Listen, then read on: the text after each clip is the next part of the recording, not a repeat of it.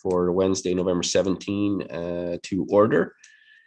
And I will look to Councillor Jeffrey, please, to read the land acknowledgement. Councillor. Thank you, Mayor Saunderson. For more than 15,000 years, the First Nations walked upon and cared for the lands we now call home.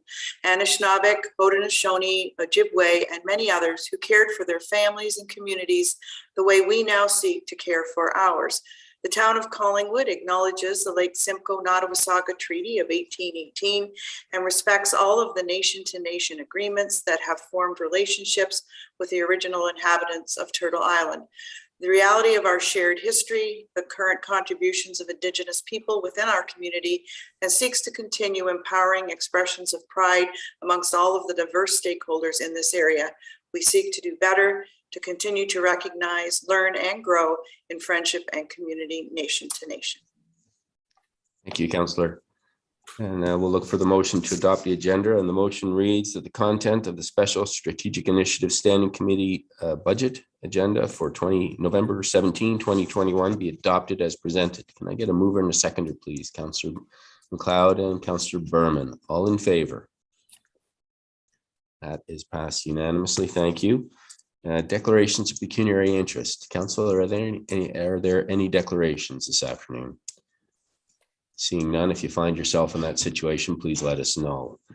And that brings us then to item 4.1, which is the budget discussions. And I will look to CAO Skinner and Treasurer Quinlan to lead us off as we go through our budget.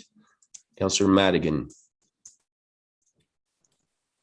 Thank you very much, Mayor Saunderson, for the opportunity to speak. I just want to let my colleagues know and the public know that are watching that I take our role as a councillor very serious, but unfortunately I am at work today. So please disregard my camera being off. It doesn't mean that I'm not paying attention. I am listening, but I just, unfortunately, I work Tuesdays and Wednesdays and staff could not accommodate this today, but I am here in mind, body, and soul. So I will be paying attention. Thank you. Thank you, Councillor Madigan. And then I will pass it over to CAO Skinner and Treasurer Quinlan. Thank you, Your Worship. Good afternoon, everyone, and members of council. We do have a presentation coming up today, so I'm just going to start off with what we're going to review. We're going to take a look at the budget process, provide you on any updates on the changes that we've made over the last week or so. Then we're going to walk you through the strat and op plan for 2022, highlight some major changes year over year that are included in the budget, and then we'll wrap up with some additional options as well as the proposed public consultation plan. I'm just waiting for that presentation. There we go. Awesome. So next slide, please. So just a reminder for everyone on our budget process. Throughout August, managers and department heads through a series of workshops reviewed and ranked, prioritized the projects and their plans for 2022.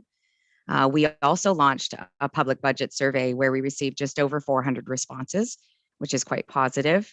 In September, staff brought forward a report just as a scan of the economic factors and what was going on throughout the environment in terms of the municipal world and also for our residents and our businesses. And as a guideline report where council set the tax rate increase at 1% or less. In the month of October, staff brought forward a list of priorities that were greater than 20,000, and the resolution was to move forward with those as part of the next phase or the first draft of the budget.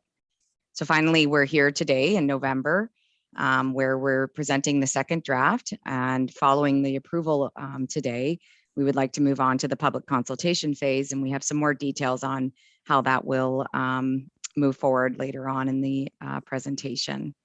And finally, the ultimate goal is to move through December with approval for the meeting proposed on the 20th of December.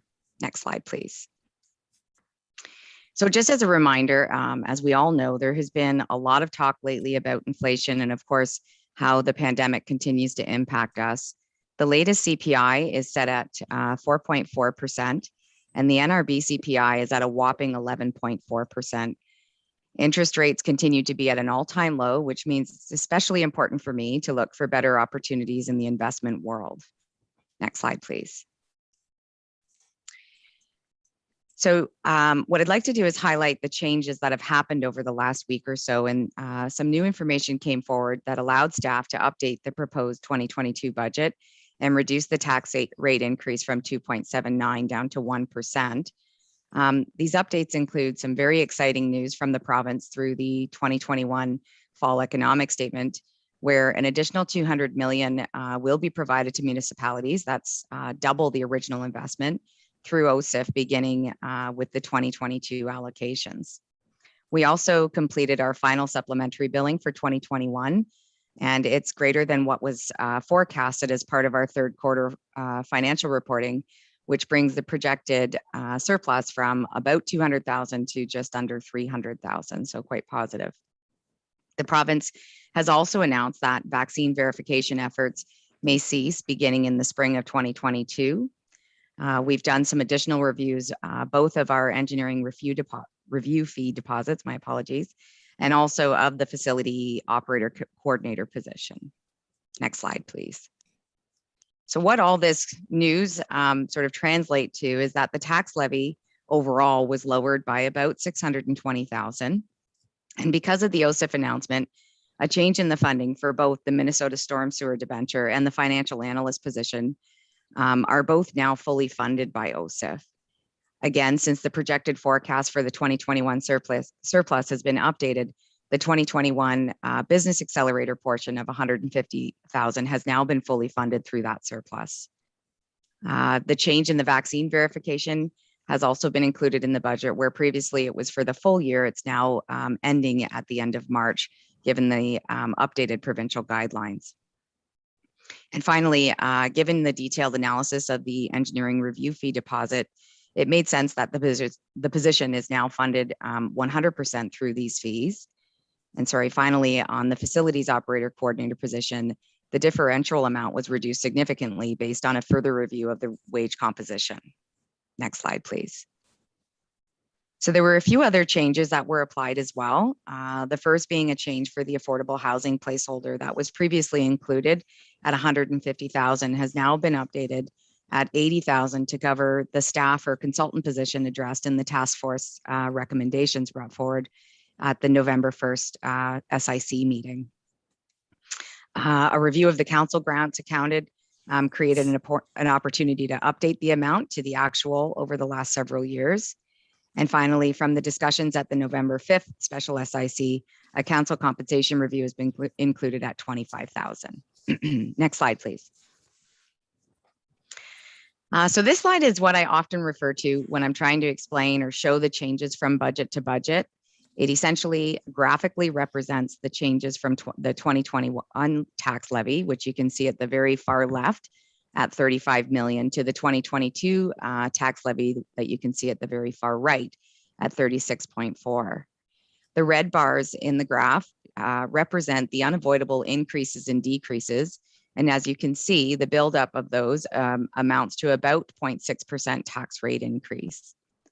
The blue bars represent the service enhancement or growth requests and their impact on the 2022 levy as well. I really like this representation because I feel like it shows the information in a very compact way that's powerful and relatable and very explainable. Next slide, please. So this brings us to where we are at today and how that compares to recent years. You will note that from 2019 to 2021, the net change in the tax rate is quite a decrease at just over 4%. And what this translates to is a reduction in a median assessed home of about $39 per year in taxes.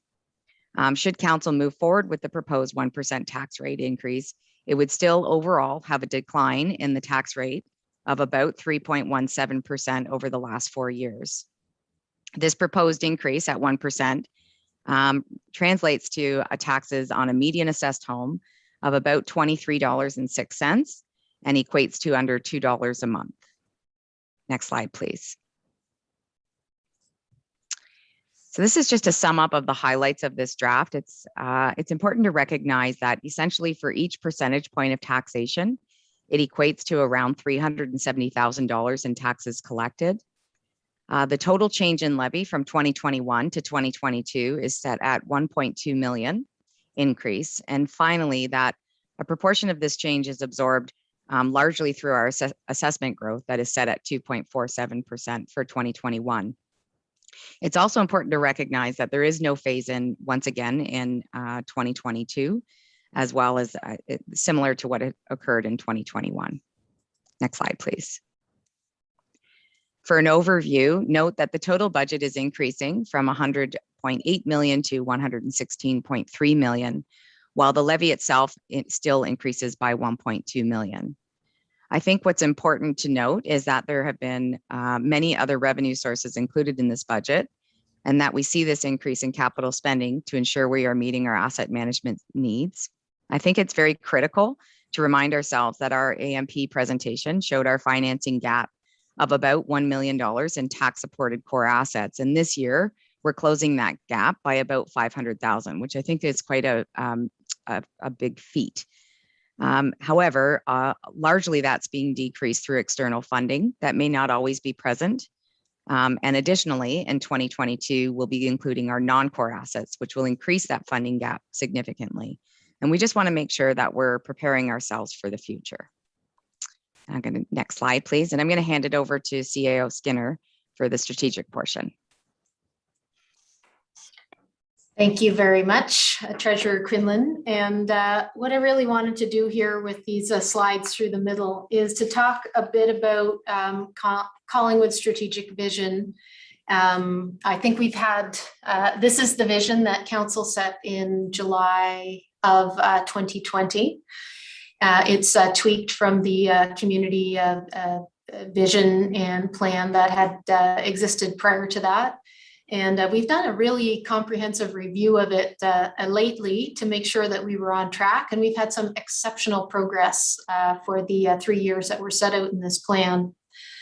So in the subsequent slides, and you can go to the next slide, what we have set out is where there are new items that we were able to bring in to address Council's vision. We've noted them as new. So basically we are, I think that the financial analysis you have heard and that you will hear after I finish speaking is very high quality. And you will, this is really about what the community would receive under this 1% budget as it stands here today and pending your input. So there are 5 pillars in the strategic plan. The first one is about transparent and accountable local government. And this would include confirming specifically the town's services, because I know that Council's been very interested in the business plan and reasons for any changes. So we wanted to make this a more clear framework. And also there's a proposal to have a new enterprise risk management approach that looks at risks across all of these services, identifying in the first year, 2022, several that would be looked at in detail, including stormwater, wastewater, including backups and bypasses, and our fire, an update to our fire community risk assessment, as well as an update to our business continuity plan. We're required to move on to the other assets in our asset management plan. So that's under control to happen in 2022. And I know that Council's indicated an intention to continue with financial diligence. And one of the things that we intend to do is to publish a strategic financial plan in 2022 that will incorporate a number of these updates that Council's received. The next slide, please, is also about the accountable and transparent local government pillar. We've proposed that there be further enhancements to public communication and engagement, and there's a position related to that you'll hear about in a moment. You were also updated recently on the remaining recommendations from the Collingwood Judicial Inquiry, including the staff code of conduct, which would be completed. And council also allocated the asset sale proceeds recently, well, in the last year. And one of those items was an allocation to provide for the long-term land needs of the municipality. So there's a proposal to complete a land needs study looking across all of our master plans, and to hire a realtor or other representative for the town to seek and potentially negotiate, if an appropriate property was found, ongoing further land for the town's needs. And of course, we have a strong commitment to youth engagement, including in governance, and that will move forward. The second pillar is on the next slide, which is our connections to a revitalized world-class waterfront. This council has been very committed to making a decision on the grain terminals. We will advertise the grain terminals request for proposals for redevelopment, and hopefully we'll get through the analysis of those proposals and the recommendation and decision with council. We are evaluating the award for our technical P3 advisor right now. So depending on that selection, they have some varying timelines, but the timeline to get a decision made is one that's very important and is intended to be here. The next item is new, also enabled through the allocation of the asset sale proceeds, which is to design the Heritage Drive update and the extension of servicing out to toward Millennium Park and the terminals area. Finally, there's a proposal, or as well, there's a proposal for a waterfront public realm design plan for the shipyards area. This, in concept, is included in the waterfront master plan. However, now that we're moving much closer to a number of significant developments happening in reality, we want to make sure that the details are well understood. They're set out and consulted with the public prior to individual developments moving forward. So there's an allocation for that plan. And finally, we're excited about we've been going through a process and have identified some local businesses to lease space in Harborview Park. The intention is to have watercraft and bike rentals right there on the waterfront, so we can all go out at lunch or on the weekend, or with our families and friends to further activate our waterfront. Next slide, please. This is the third pillar in our strategic transformation. And of course, as we've been focused on for some time, the intention is to recommend a new official plan that is funded in this budget. And we've also added included updates that will match the county's municipal comprehensive review process. So that does extend the timeline that the official plan will cover out to 2051. We're also intending to commence the updates of the zoning bylaw, which is a very important part of actually having the details to implement the official plan. That's not scheduled for completion in 2022, just because it will start partway through the year, but it's funded for the first half. We will complete the water and wastewater capacity allocation framework. And if depending appeals, you saw earlier this week that should be happening in the first and second quarters of the year. Finally, council members had asked staff about restarting enhanced communication with our development consulting planner and engineering communities. And we had noted that for 2021, there are a number of consultations planned through our projects, such as the land use planning study and the official plan. But in 2022, we will now have the capacity to kick off some other two-way communications with our very important development partners.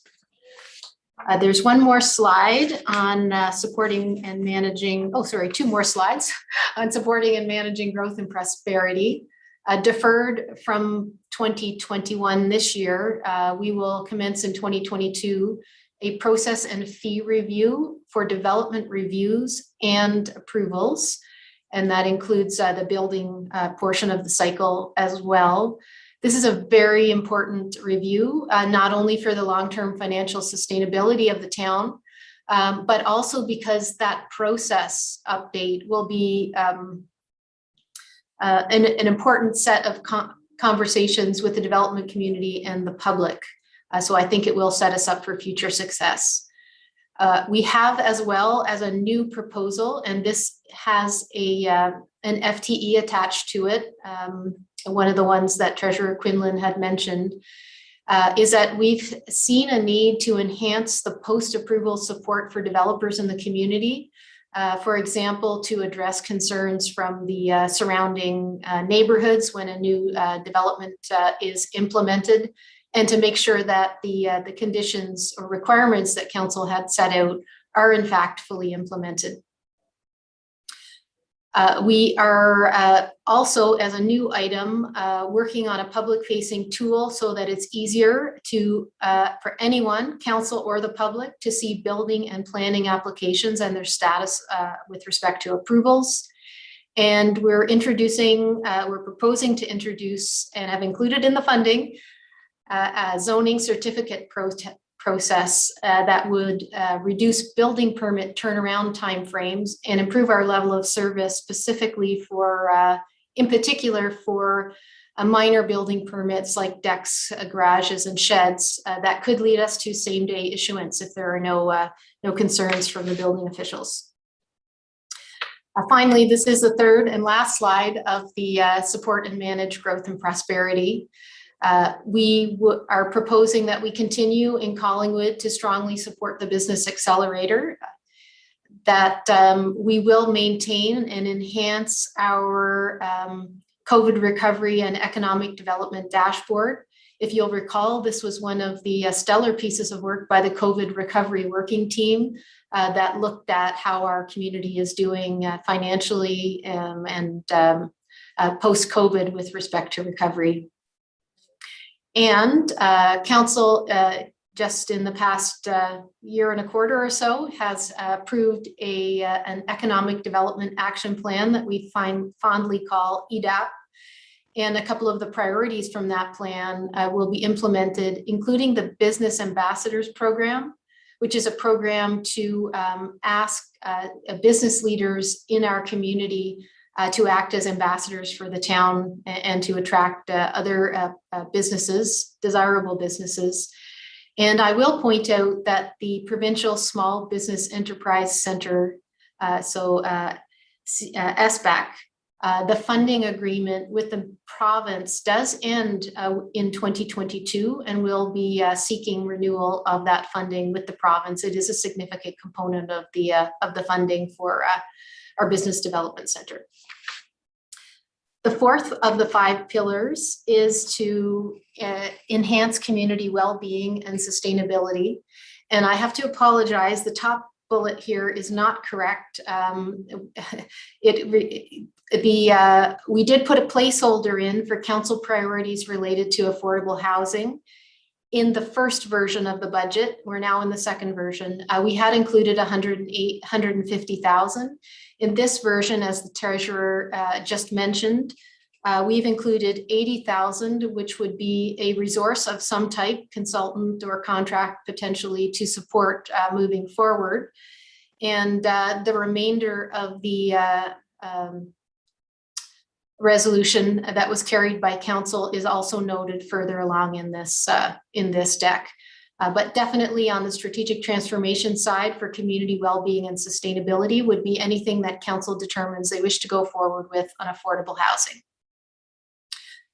We also intend to strengthen the regional health and well-being and social services roundtable, including some of the successes and challenges and our town's role within it, as well as potentially broadening the scope to South Georgian Bay and some other towns that may also benefit from the wonderful conversations that are held there.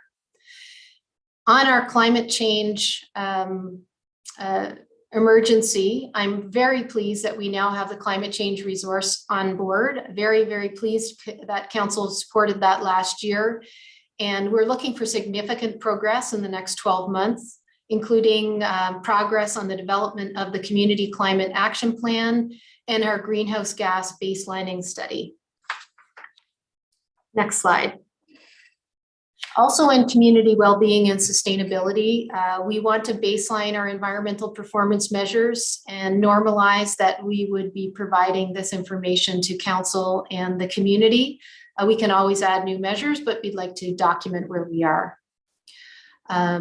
We wish to initiate a park study within the PRC master plan update, which is also proposed for 22. Looking at a parks hierarchy and parks across the geography of our town, especially as we spread potential development thinking east and west in the geography. There's also a placeholder here, and you'll see there's some funding for council's consideration around continuing with the Collingwood World Summit and seed funding for the Urban Economy Forum's Secretariat, such that we can continue with this work as it's currently happening. Next slide. The last of the 5 pillars is about diverse culture and arts offerings. So within the 1% budget, we are continuing conversations with artists about how the town can support them, and including helping them to seek funding and through our symposium and creative conversations. And this wasn't in the strat plan previously, it is to proceed with the next steps to recommended in the Arts Center feasibility study that council recently endorsed those next steps. On diversity, this is part of our strategic plan, and we wish to continue and strengthen and hear even more from our Unity Collective. We have a number of community events and celebrations from our wonderful event staff, and we intend to build inclusion and diversity into our town's approaches, including human resources policies, such as how we hire or consider our policy decisions. Now, I also, that's it for the strategic plan, and I hope that you will see that it moves the town toward the vision that you have set out. And we welcome your input as we move forward into the discussion piece. On the next slide, which is the second last one I'll talk to, I've borrowed some words. I think they may be a freedomism, but if I haven't attributed them correctly, I'm happy to change that attribution. But one thing we really wanted was to not lose the items that council has told us are very important with respect to, for example, continuous improvement. So the laser focus on delivery outside of the strategic plan includes the following 6. We have new trail crossings and signals and identification of the next priorities for those trail crossings and signals, and updates throughout town to our active transportation signage and markings, including on multi-use trails, where it's not clear that people know that they're on a multi-use trail and, for example, can use it to bike on off the road to get themselves around town. We are definitely laser focused on the water treatment plant expansion and the interim capacity improvements council's asked us to consider, pushed us to consider, and that have proven fruitful. The delivery of the Fisher Field Sports Facility, the splash pad in Harborview Park, and a world-class inclusive playground that I'm very excited about at Sunset Point. We're looking for the next steps with the Business Development Center. And I did mention hopefully the renewal of the provincial SPEC contract. We have some public art heading dockside and the Tremont Plaza Dare to Dream Rhino, and the incorporation of public art in the Summit View and Wilson Sheffield Park designs, and of course, the management of the 2022 election. Finally, our town is here for the long term, and so we have put on the next slide a number of items that are very important to prepare for a strategic refresh, and we think to provide council and the public with the information to determine next priorities when the strategic plan comes up for refresh in early 2023. We intend to have recommendations in front of council on options to manage short-term accommodations and to better enforce the rules. We believe that it's time to review the approach to bylaw, including the bylaws enforced, the approach for each, public input, and also the supporting organizational and reporting structure. There are updates planned to the information technology and the human resources master plans that will help us invest where we need to invest. And we have continued supports proposed for our staff to enable them to deliver exceptional services, including continued engagement, appreciation, and training supports. And I must also add, and there was a comment on this on Monday night, that is continued supports for our staff and our council. And I apologize for not putting and council in there, to enable us all to deliver exceptional services. And should it be found through the discussion that we do need to increase any of the training or other supports for council, we would be more than pleased to do so. And with that, I hope that strategically you have a feel for what's within the 1%, and that it I hope, addresses most of your priorities. And I'll turn it back to Treasurer Quinlan to talk to you a bit more about the changes and details. Thank you. Thank you, CEO Skinner. So I'm just going to bring us back and remind everyone where we left off with the highlights of the changes to the 2022 budget. Again, $370,000 equates to a 1% increase in taxation. The change in the levy is 1.2 million, or approximately 3.5% increase, where growth offsets the total tax increase and brings us to a 1% taxation increase. And next slide, please. So we're going to move into sort of the meat of the budget and explain, if we recall the chart that we showed at the beginning, the changes from the 2021 municipal tax levy to the 2022 tax levy. I'm going to walk through sort of them in sections, and I'm going to start out with the unavoidable increases that total just over 721,000.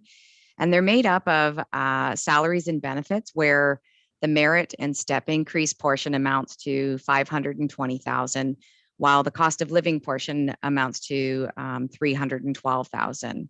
And just a reminder that the cost of living amount has been set at this point as 1.5%. We also have additional investment in our asset management plan and increase that by 237,000 in comparison to last year, which again helps us close that gap in the financing that we discussed back on the October 4th SIC, and is a big part of our priorities, at least in across the corporation.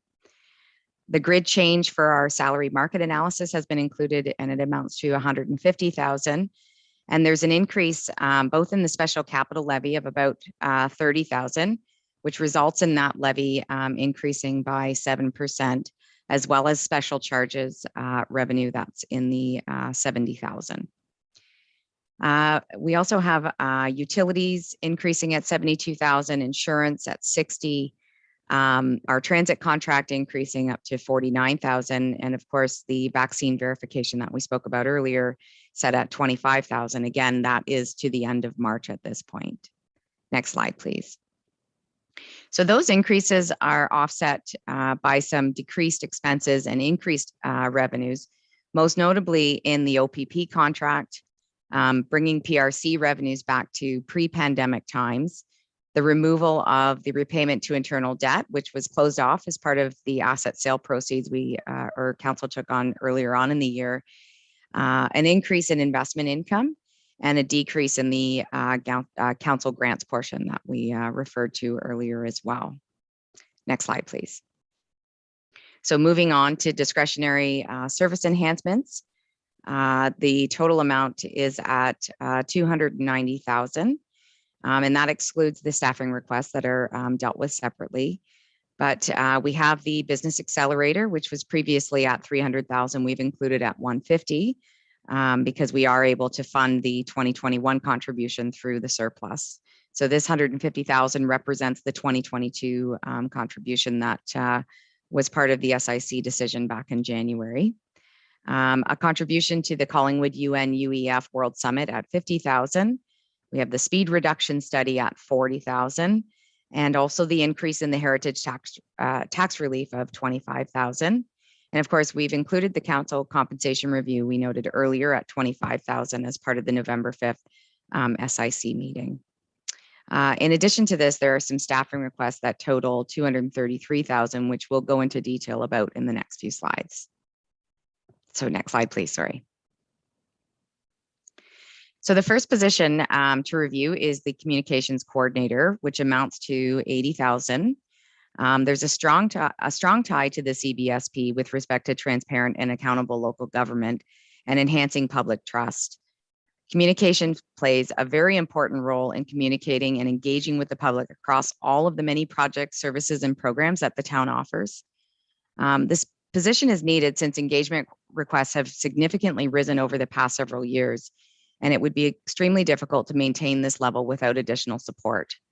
The hope is that this additional support can ensure focus on the development and implementation of an overarching communication strategy that helps to curate the town's persona or brand within the community and beyond. Next slide, please. As I mentioned before, there have been many key changes over the past several years, including the launch of a new website in the spring of 2019, which caused additional review largely due to the accessibility requirements. Additionally to that, the launch of the Engage Collingwood has put extreme pressures on staff and maintaining and actively engaging on 30 projects or more. The chart on the slide shows the significant growth the town has experienced through all the social media channels, and you can see in total, users and followers have significantly increased even just in the last few months by nearly 4,000. So quite a significant change. Next slide, please. As part of the Affordable Housing Task Force recommendations, we've included a staff position or consultant for that matter to address the many recommendations that were brought forward. This position has been included at $80,000 and would help develop an affordable housing strategy and would guide the development proposals within an affordable housing component. Additionally, it would address, or they would address, the Johnson Trust recommendations and the OP zoning bylaw recommendations included from the task force. Next slide, please. We also have a full-time lifeguard instructor that's been offset by part-time hours. The taxation impact is at just over $28,000. Pool programming has continued to grow quite largely in popularity, and capacities have been stretched beyond terms of programming gaps. This is much enhanced, of course, due to the restrictions and limitations imposed by the COVID-19 pandemic. And we're currently experiencing a real tough realization of the loss of almost 50% of our staff to post-secondary school on an annual basis. Finding qualified replacement staff is proving, not just for us, but for many, to be extremely difficult. Finding staff availability, especially during the day, proves to also be extremely difficult. And as we are mostly receiving interest from students with limited availability. This increasing pressure continues into the future as the annual trends are showing. The Recreation Services Division is requesting a full-time lifeguard instructor that will work flexible hours, including weekdays, evenings, and weekends, where this individual will assist in providing consistency with program and service delivery. The daytime programs experienced cancellations throughout 2019 and currently into 2021, largely due to the unavailability of staff during the daytime hours. This full-time position would help to provide mentorship and professionalism to the younger staff that we currently employ. They would also bring a different level of responsibility, training, and experience to the deck, and would be able to deal with the situations that arise when the manager of community recreation is not available. Next slide, please. We've also included some funding towards temporary election staffing at just over $20,000. One of the main objectives for the election department this year is to provide a municipal and school board election that exceeds the principles of the Municipal Elections Act, ensuring the safety and well-being of the electorate, candidates, and election workers is maintained at all times. Each year, staff have struggled to ensure the appropriate staffing is included. This position is being proposed based on an elections assistant as a 4-month contract position to assist with the preparation of the 2022 municipal and school board elections including policy, notice preparation, communications, voter list management, education, and training.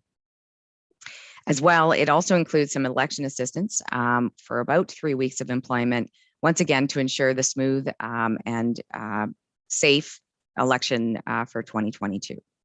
Next slide, please.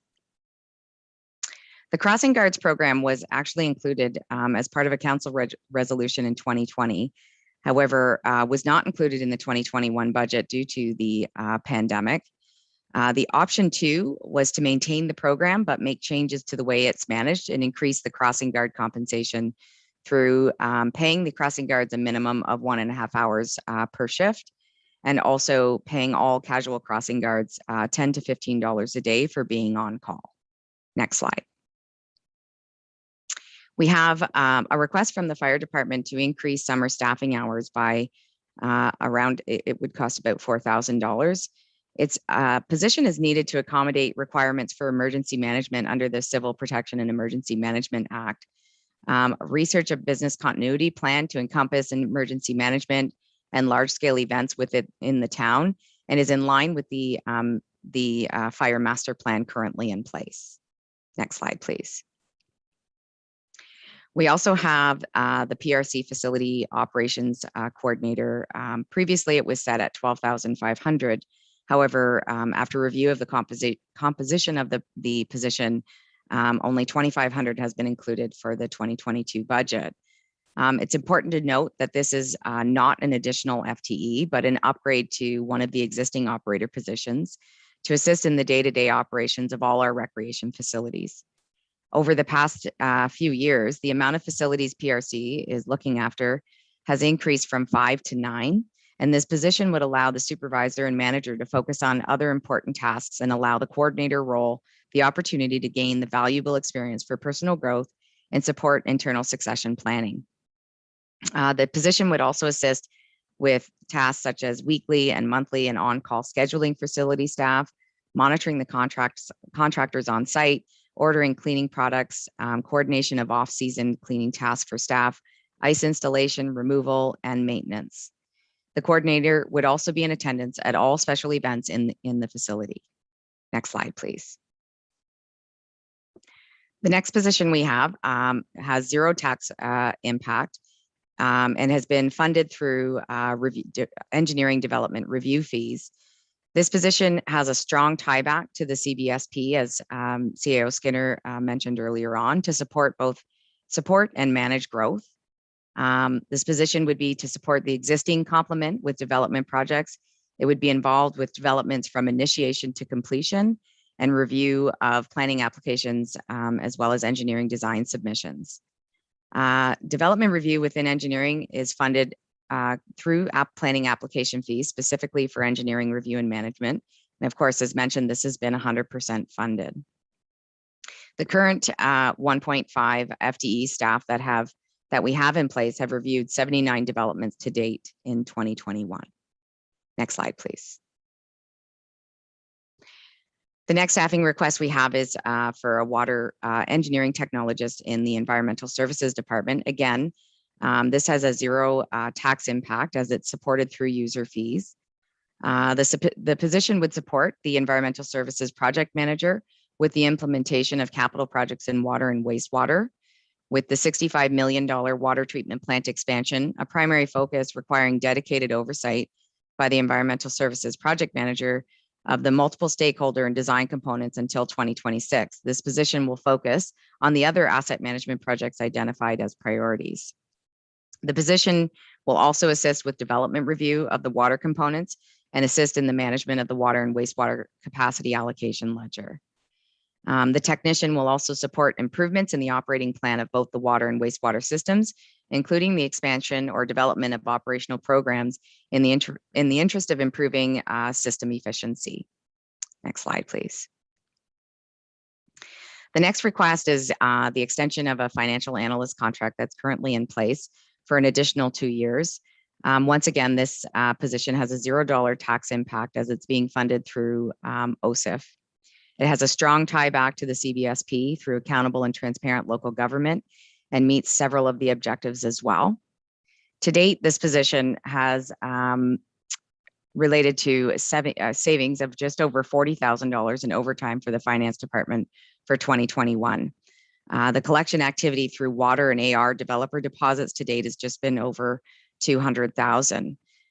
They've also put in or helped to put in place the Perfect Mind software, which led to a significant increase in PRC revenues being held, and are currently just en route to pushing through our P card replacement program, where a new program was introduced for cashback savings and a reduction in the fees that we currently receive.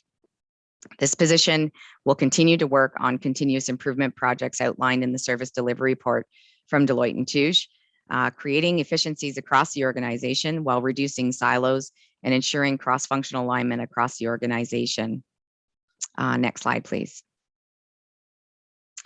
Additionally, the role will participate as a team member on the ITSC. And finally, they will assist in continuing meaningful and timely quarterly reporting to ensure financial accountability across the organization.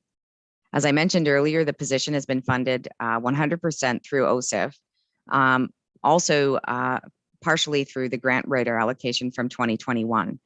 The grant writer position has altered slightly in that the current full-time financial analyst role includes grant management. This position has a 40% allocation to grants, where the responsibilities include seeking grant funding, managing grant reporting, and submitting applications. As a result of this, the new procedure has been designed with a tracking tool to assist all departments in organizing this very important function. Next slide, please. For our final request in staffing, we have the reorganization within the library. Again, a $0 tax impact where we move from 1 full-time equivalent to a 1.5 full-time equivalent. With the former position of manager library and reference services, and duties and responsibilities have been transferred to the library CEO. The position has been reclassified to become a supervisor of community services, and with the significant difference in salaries and an increased need for technological services, a part-time position has been dedicated to this and has been included. Next slide, please. So we're going to move into capital.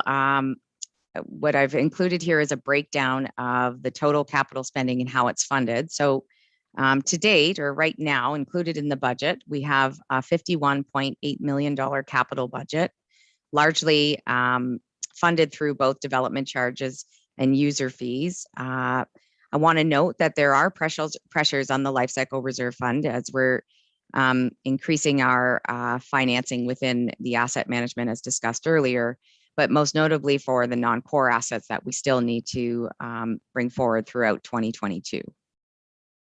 Next slide, please. This is just a breakdown by division, and it follows previous years where a majority of the spending continues to be on our core assets in transportation and water and wastewater. You can see transportation is the yellow portion, and blue is the light blue is water and wastewater. Blue is the water and green is wastewater. So a big portion, almost 80% of our capital budget is included through those core assets. Next slide. So again, I want to bring us back to, as a reminder, this brings us to where we're at today and how it compares to recent years. You'll note again from 2019 to 2021, the net change in the tax rate is a decrease of just over 4%, which translates to a reduction in a median assessed home of $39 per year in taxes. Should council move forward with the proposed 1% tax rate increase, it would still overall have a decline in the tax rate of just over 3% from the last 4 years. This proposed increase at 1% brings a median assessed home, or increases the taxes that a median assessed home would pay by $23 per year, or just under $2 a month. Next slide, please. So we've included the following slide, and it's been created from items that were referred to the budget process and or were originated through discussions at standing committee meetings. Again, I'll go back to the asset management gap. So these are additional service enhancement options that should council choose to go above the 1% tax rate increase, they could include. So we could move forward with closing that core asset management gap a little further by an additional 500,000. There are several recommendations that have been brought forward by the Affordable Housing Task Force that would include some funding. However, some are not quite there in terms of how much they would equate to. However, I'll note that there is an inclusion of the 2022 budget deliberations for a 1% tax rate increase to go towards a reserve fund or a land trust for affordable housing. And finally, we had originally included the pollinator Collingwood strategy. However, that was defeated at the latest SIC for 2022 only, defeated for 2022 only at the November 15th council. My apologies. Next slide, please. As I mentioned earlier, the next steps in the budget process would be to move towards public consultation should council accept this current draft. So the format is obviously ongoing information and feedback on the town's Engage page. However, we've also proposed that a public consultation or coffee with council occur on November 30th. The thought was that we could have 2 sessions, 3 to 5, which would be a virtual session, and a 7 to 9 that could be in person at the library. And finally, that we're proposing that the third draft of the budget be brought forward on December 6th. And next slide, please. And I think that that sums it up. Thank you very much, Treasurer. I'm going to look to Clerk Gomes to see if there's anyone from our audience that has any questions at this point or comments. Thank you, Worship. During the discussion today, we're going to open it up now to public delegations wishing to address council before they get into their budget deliberations. After all of the discussions and potential changes in direction that council will be providing this afternoon, there will be a final opportunity to speak before the committee adjourns. So we will open it up now. We do have a few attendees. If you wish to speak to the matter, please press the raise your hand feature. If you're using a phone, please press *9. And we will unmute Jessica at this point, and she can address the SIC committee regarding budget deliberations. Hello, good afternoon. Just want to add a couple of things in regards to a Town of Collingwood pollinator strategy. It's not so much a pollinate Collingwood, but an overriding strategy which would pertain to town decisions and strategies for going forward. Some things are tricky to give in the ask presentation. In other words, other places along the way, unless you get this sort of chance to talk more casually, is this strategy would provide an opportunity for the town to address some of the questions which come up every year, i.e., can we plant the boulevards? How come they're not being planted with native species? And say, you know what, there are things in place about, say, town staff. It also allows places to refer to this, which would tie into environmental performance measures. You mentioned stream health and tree canopy, but native pollinator habitat is essential as well and should also be considered a measurable component of that.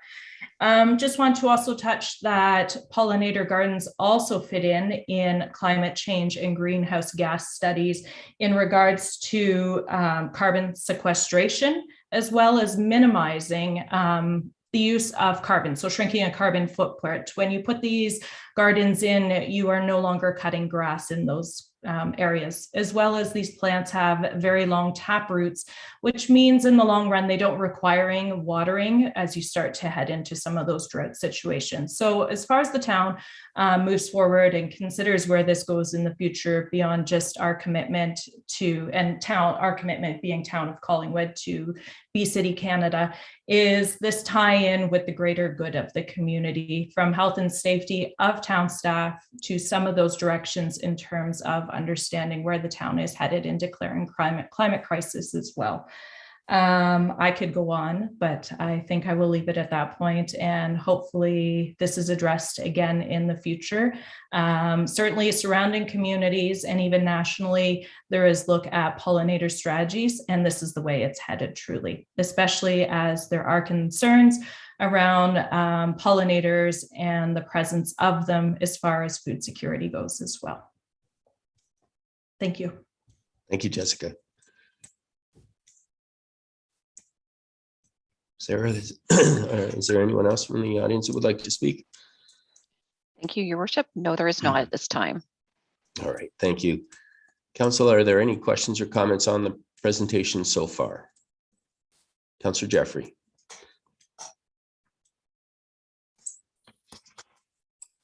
So much paper out here, I can't find my mouse. Okay. So overall, I do have a question from the presentations. My first one is for the treasurer through you, Mayor Saunderson, that that we have noted that the fully funded 1 year position under OSIP, is that a 1 year contract, or is it funded 1 year and then it'll have to hit the books for subsequent years? Treasurer. Thank you, Your Worship. Through you to Councillor Jeffrey. No, it is funded for both years through the OSIF fund. So it won't hit the books. There won't be any impact in 2023 either. Okay, I thought there were two. Is there only one position with? Oh, and the other position too was the, oh, I'm sorry that I've confused this up, but there was another one that said it was 100% covered. If there was only the one position covered under OSIF, then that answers it, that the job will end when the OSIF funding ends. So we aren't putting ourselves in a position where we have to take in any new positions beyond that after the fact. Just look to the treasurer to clarify that.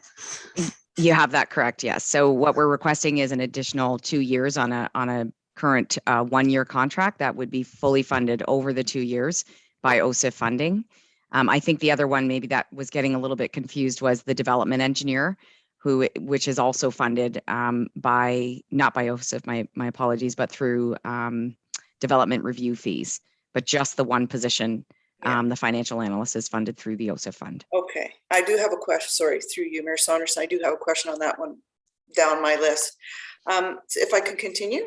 Go ahead, please. Yep, so the chart on the comparison of budget to budget back to a lot of years, I have to confess that that never really does me much good in terms of information, because there's so many actuals there. To compare what I'm budgeting now to what the town budgeted in 2014 isn't really of any value. And maybe I was missing the point of that chart being included. If you could just, through the mayor, explain to me the intent of that. Treasurer Clement. Through your worship to Councillor Jeffrey. I think what should be really highlighted from that, and I can understand what you're saying, is the fact where the tax levy falls in comparison to the overall total budget. Is it possible to bring the slideshow back up? Could we, is that okay? And I'll tell you what slide number, because I think, oh, awesome. Yeah, slide number 10. Thank you. So if you look at the total in comparison to what the tax levy is, that is sort of what I like to focus on or take a look at, is it just shows you the division, or let me rephrase that, division's not the right word, the split in the total levy, or sorry, in the total expenses from operating to capital, which is important, and also how that translate into terms of total spending versus the impact on the tax levy itself. So if you looked at, say, 2022's proposed tax levy at 36.4 million versus the total spending of 116 million, what that tells me is that we've got many more or much more external sources of revenue outside of tax. So it's a bit of a good news story. It also tells me that, again, looking at 2022 from a capital standpoint in comparison to previous years, that we're putting our dollars towards those core assets that we discussed in terms of our asset management plan, and trying to prepare ourselves or doing our best that we can to ensure that those assets continue to provide the services we require in the future. So I think really it kind of supplies three things. It tells me how the levy has increased or changed over time.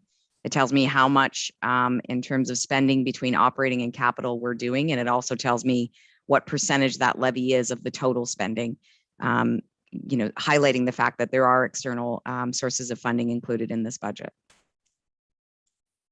Follow-up, Councillor? Yeah, thank you. Yeah, so another question I had later on in my list then too, if I could, through to the treasurer, is quite often we see once we start getting our quarterly reports with respect to the budget that for a capital item, we projected to spend in the budget 2.9 million, but during the year we only spent 150,000.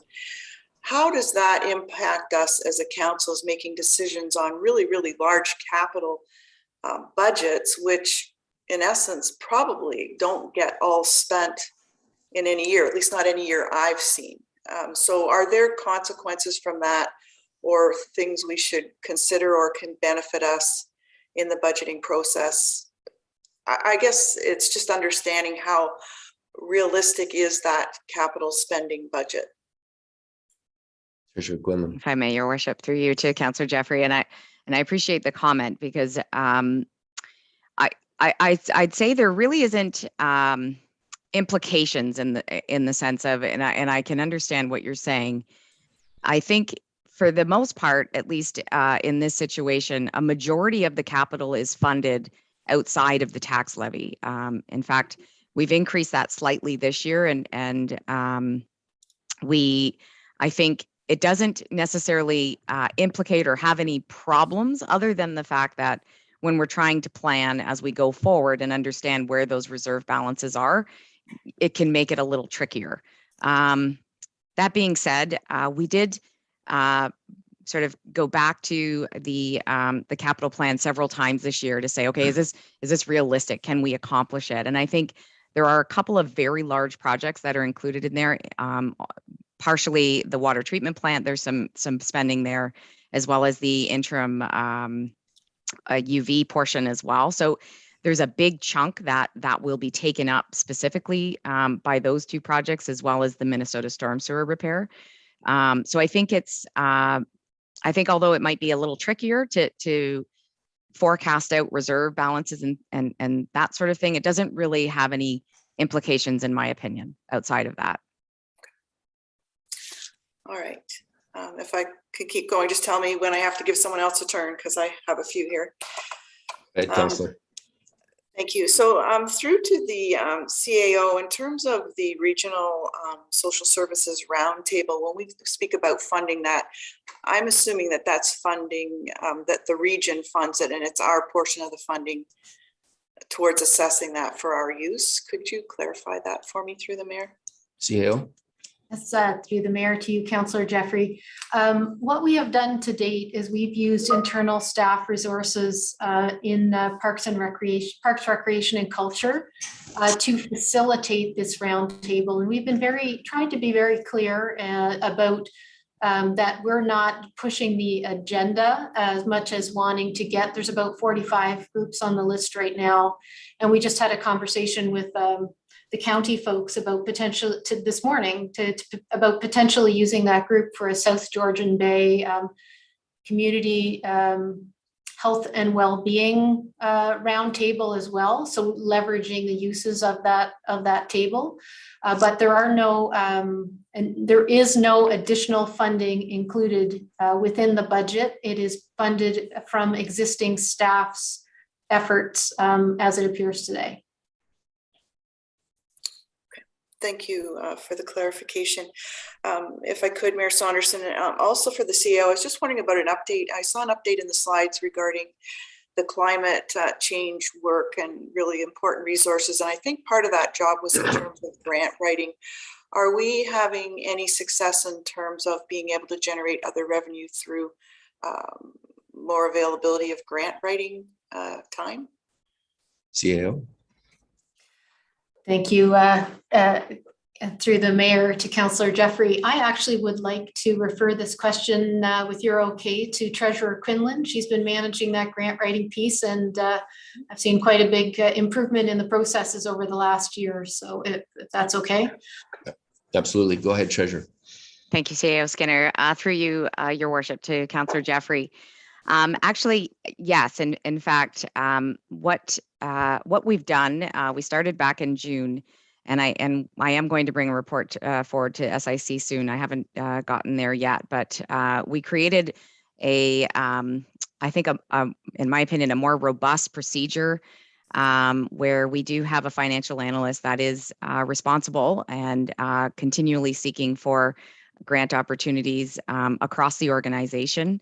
In terms of dollars, I don't necessarily have a number right off the top of my head in terms of what maybe has increased or come about over the last year, but I will certainly say that much more focus, a lot more work, and a lot more dedication to grants has occurred since June, since we put this process in place. And it's really not just through the financial analyst, but she's mainly sort of the contact in the category, and reaches out to all people or everybody in the organization to help us determine where grants should be applied or how we can go about achieving funds. Especially in this 2022 budget, for many programs or many projects that we've looked at, we actually started a process where we created some grant dependent projects, and that person's position is responsible to go out and look and see where that grant availability is. Thank you. So also, Mayor Saunderson, I wanted to make a comment, and I'm not sure there would be an answer today, but I'm really disappointed that enforcement of the short-term accommodation is getting pushed out to 2023. I think it's, and I know, I guess I thought we were going to see something from staff with some consideration as to how we would move forward licensing versus other alternatives, because it is such a huge piece of the affordable housing crisis that we're experiencing. So I'll comment on that, because I know that's maybe difficult to answer unless staff thinks they have an answer for me. I'm going to cut in there, Councillor, because CAO Skinner did put up a card, so I will give her an opportunity to respond. Thank you. Thank you, through you, Mayor, to Councillor Jeffrey. I'm very pleased that Adam Harrod, under the leadership of the fire folks and Chief Ross Parr, have hired the licensing officer position that council endorsed last year. It's a contract position. We've got a wonderful candidate who comes to us with a strong policy background. And so she's doing some additional enforcement on short-term accommodations now, as well as gathering information to put forward a short-term accommodation recommendation to council within the 2022 calendar year. So if I misled you that nothing was happening, that wasn't what I meant to say. What I meant to say is that we have that resource now. I think she's being well used, and we will have a recommendation within the 2022 active time of council around moving forward on that file. Thank you. Thank you, CAO. Councillor Jeffrey? Yeah, thank you for that clarification then, because I was got a little anxious. So, and then another comment with respect to the engineering or development fees being increased. I guess my statement I always make at budget time is that in non-tax supported positions, that there's only one taxpayer. So no matter where that money's coming from, if it's the water rates or the sewer water rates, wherever it's coming from, they're going to, the taxpayer is going to experience an increase somewhere else. It's just not here in our taxes. And I'm wondering if in particular the one position will be automatically included in what's been determined as our annual increase to the rates. Look to Treasurer Quinlan for that. Thank you, Your Worship. Through you, back to Councillor Jeffrey. I would say that a portion of it would definitely be incorporated in the annual CPI increase that has occurred. To say that it's in the current water rate study, I'm not 100% sure on that. I don't believe so, but certainly a portion of it would be eaten up in that CPI increase. Through the mayor, thank you for that. I just always want us to be cognizant of the fact that we can't sit here and pat ourselves on the back saying it didn't increase the taxes in this format, but it's going to increase it somewhere else, and we need to be very clear and conscientious about that impact that we're having.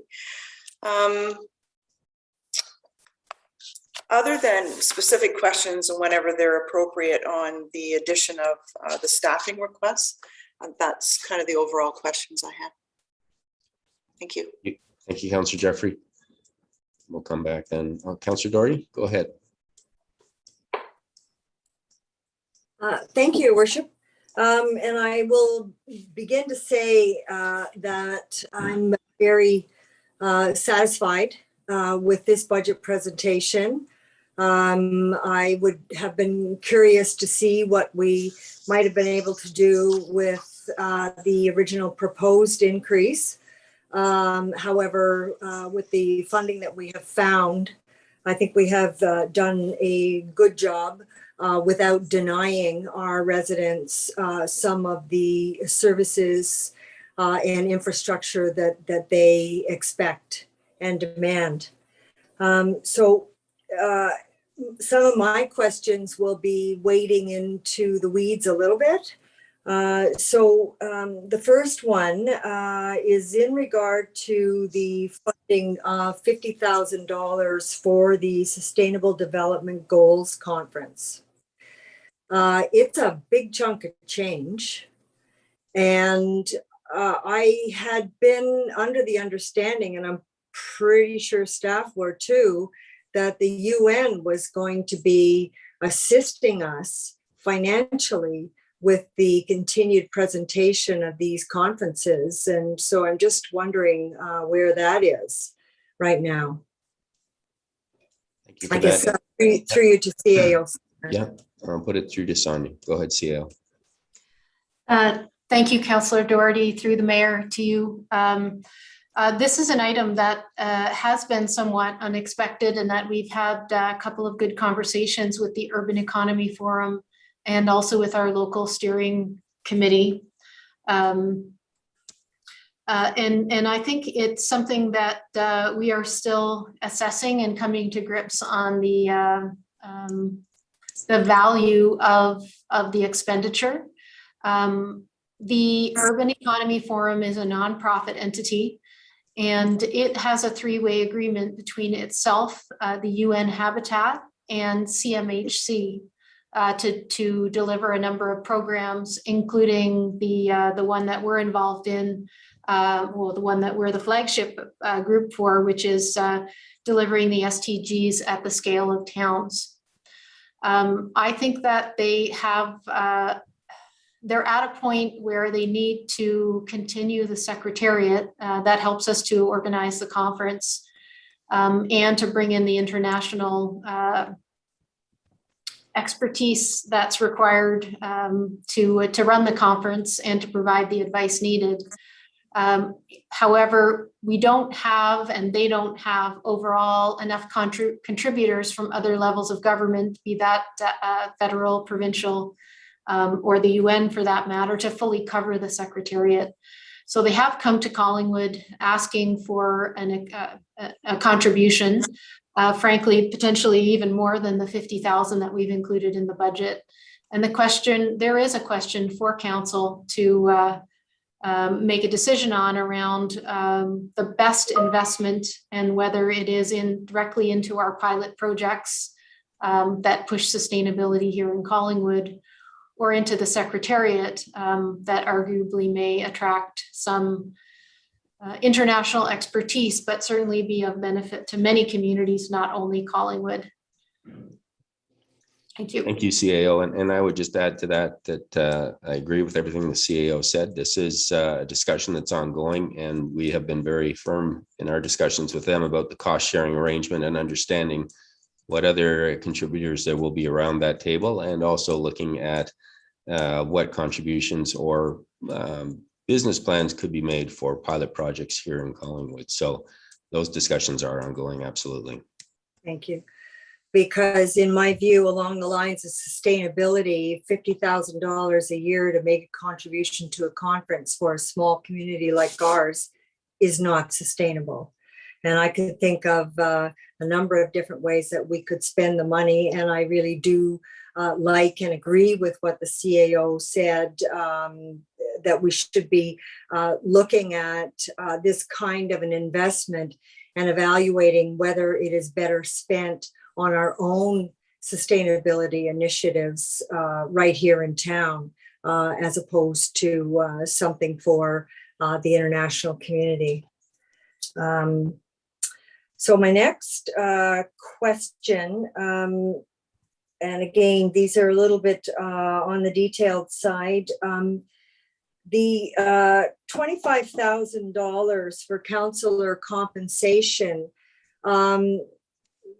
did we not agree that just at the last meeting that we would postpone that until 2023 so that funding is no longer required?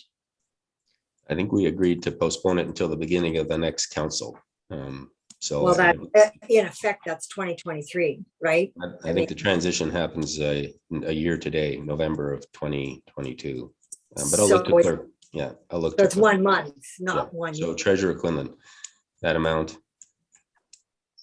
If I may, Your Worship, through you to Councillor Doherty. I think, and maybe what I heard was incorrect, but I thought the idea was that it would be completed prior to the end of this term of council so that it was in place for the next term of council. So that's why it's been included. Now, I could maybe have heard that incorrectly. No, I think that was the intention, but it wouldn't, this council would not benefit from any of the changes to the fee structure. Correct. So you can answer me like I'm a 5-year-old, but if next term of council doesn't come into effect until November 15th, then and $25,000 is an annual cost, this is only 6 weeks. So could we not necessarily reduce at least that commitment for next year accordingly? Treasurer? My apologies, through you, Your Worship, to Councillor Doherty. This is just for the review portion of it. And I think, sorry, I'm gonna lean on CAO Skinner a little bit here, but that was my understanding, that it was to hire the consultant to do the review work. Is that correct? Oh, I see. So this is relating to the work on permanent versus part-time counselors and 7 versus 9 and potentially the board system. So this is the consultant's fee to carry out that work. That is correct. If I could, Chair. And I think that there was one question, and I would need to go back to the notes to be entirely clear on it. There was a question about awards or no awards, and I believe that the clerk's recommendation was that that may be best assessed around midterm, 2 years into the next mandate, as opposed to now for 5 years from now. So there was just that last word piece. There was question about whether that would be triggered within the immediate study in 2022 or left for a subsequent time. Thank you. Thank you for the clarification. Okay, so I will just make the statement just for myself that I would happily say goodbye to that investment in favor of some others. And I'm thinking, as an example, the pollinator strategy study that we have next. My next question, there is $20,000 in the parks budget for an update on the PRC master plan. And I question, since that plan is barely 2 years old, why we would be doing an update already.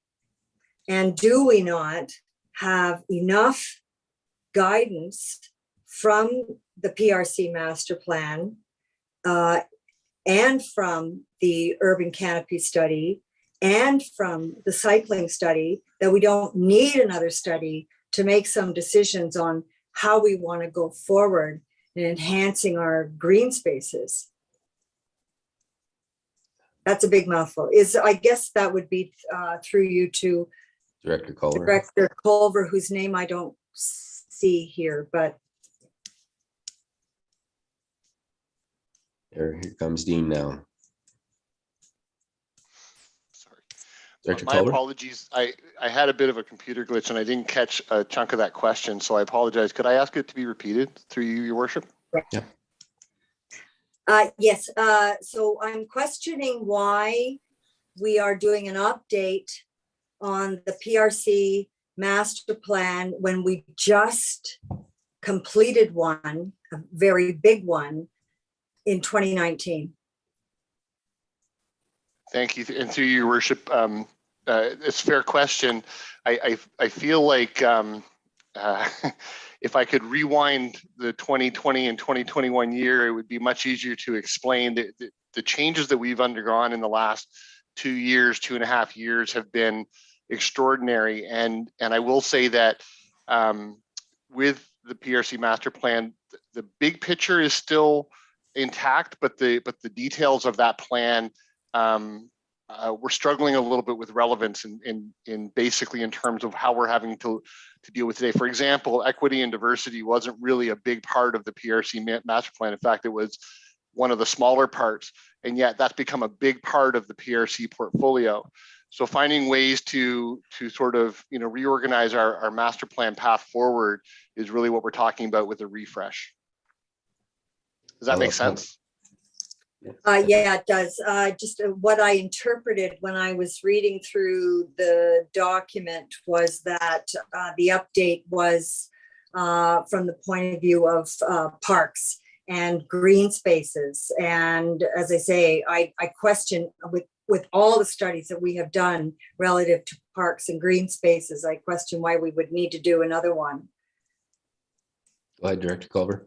Yeah, so through you, Your Worship, that you're right on. There are large pieces of the master plan that we don't need to refresh, that we don't need to. The parks hierarchy that was directed by the master plan is something that we're still proceeding with and working towards completing.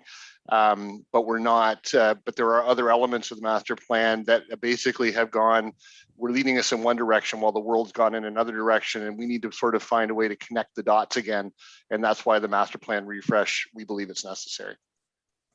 Thank you. Follow-up, Councillor? No, thank you. I have, and I've already alluded to this, I feel very strongly that we should reconsider, and I guess where I was finding funny was in the budget for the Parks Master Plan update. So reconsider funding for the pollinator implementation strategy. We've heard from Jessica Lear already, and I'm fully in agreement with her. But when we consider, yes, it's $20,000. However, I'm just going to use one case in point, and that is that the infamous meridian or a median along Pretty River Parkway, which we have said is too dangerous and too problematic to put anything green in there. And pollinators would be one ideal solution, and that those beds would never have to be touched again.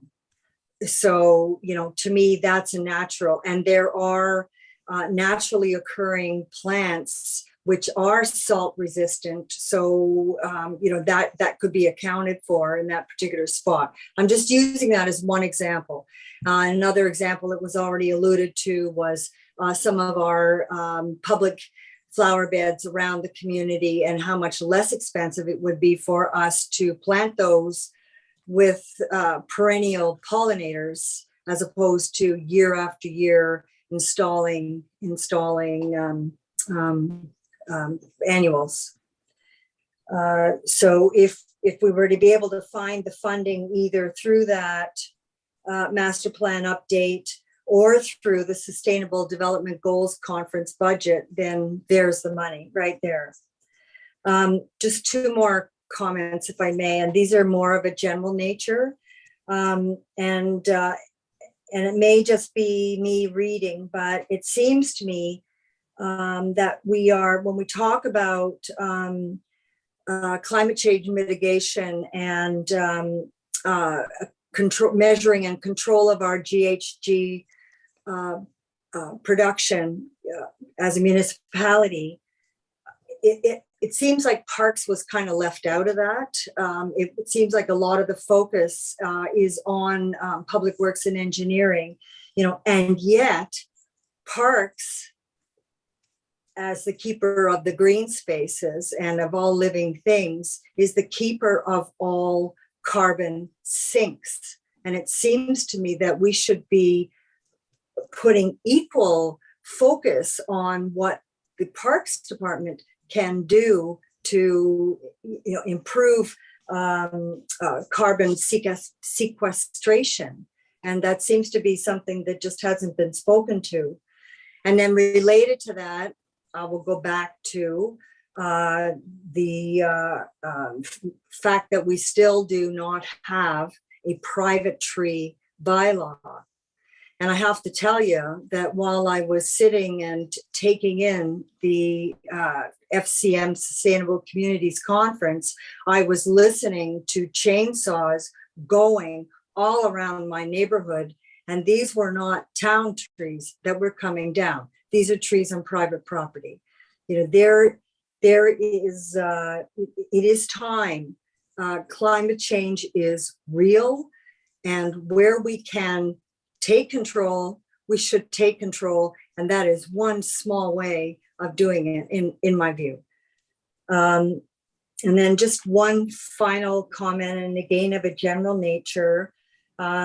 We have, fairly substantial dollars in for utilities increases year over year this year. Should we, in the case of natural gas, are there situations where we should be looking at electricity for power as opposed to natural gas, given that electricity is clean energy and natural gas is not? And the second comment that I will make is, how are we looking into, or can we look into the installation, like fit installations of, primarily, I guess, solar being the natural. Not only, is this a way to cut our energy consumption costs and reduce our greenhouse gas emissions, but almost all of these initiatives would be fundable through the Green Municipal Fund, either through grants or loans or no interest loans or long-term payback loans. So there is money there, and we should be looking at it. Thank you, and those were my comments. Thank you, Councillor. Does the Treasurer want to comment? Go ahead, Treasurer Quinlan. If I may, Your Worship, through you to Councillor Doherty, I just wanted to pick up on the Green Municipal Fund. It is something that we have been investigating and looking at very closely.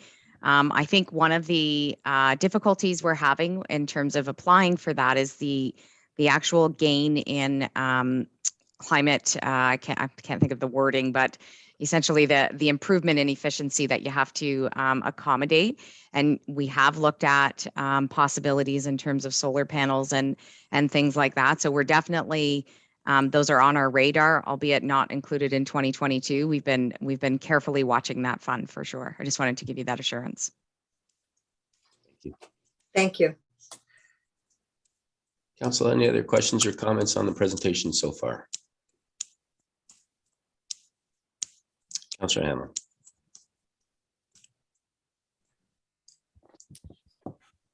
Thank you, Mr. Mayor. I just wanted to start also by thanking staff for this budget, in particular our treasurer. It was so easy to read.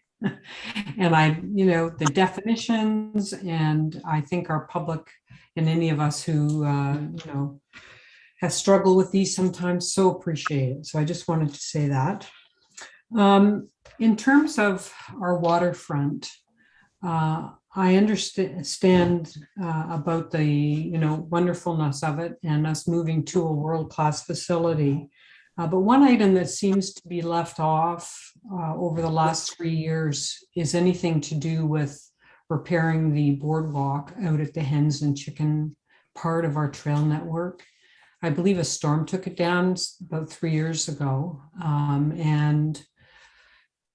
There's firstly engineering design work has to be done, and then construction work. And I'm wondering if when we hear from the parks presentation during the budget, if we could hear, unless our treasurer has a thought now, whether the engineering component of this could even be estimated for our consideration this year.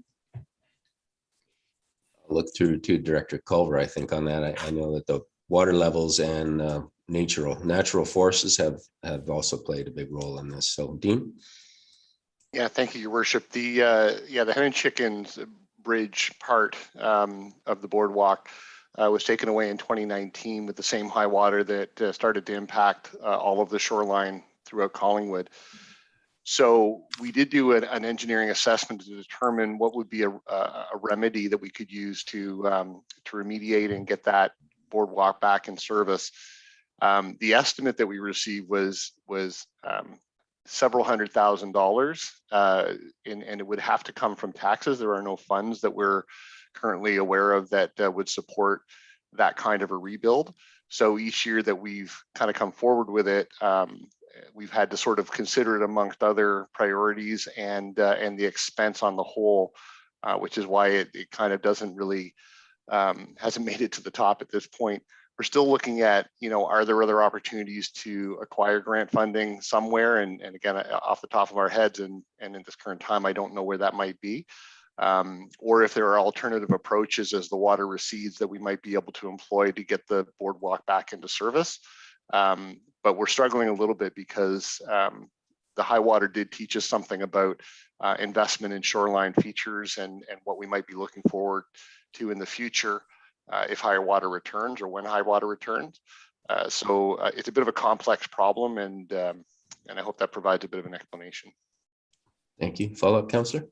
Yes, thank you. Through you, Mr. Mayor, to Director Culver. I understand what you said, and I had two thoughts about it. One is that I think the engineering design, if it was undertaken, would help us come up with the right design to make sure that the boardwalk could withstand future high-rise scenarios. And if it is a few $100,000, is there an opportunity to start putting funds away for it? So that if we can't do it all this year, if we put 100,000 away for 2 years, then we could have some money to do this at some point, because I'm just feeling like this will never be part of our trail network again, which would be a shame. And it's such an important part, in my view, at least, of the western part of our waterfront, where it would be good for us to have some reasons to encourage those who like to use the waterfront to think about more than Sunset Point.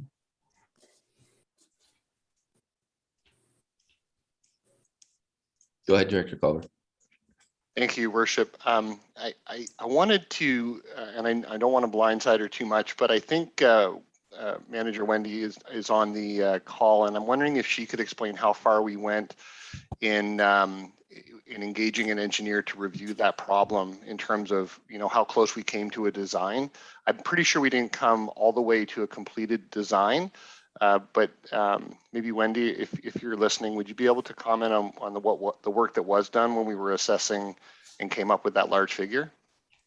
Manager Sure. Martin?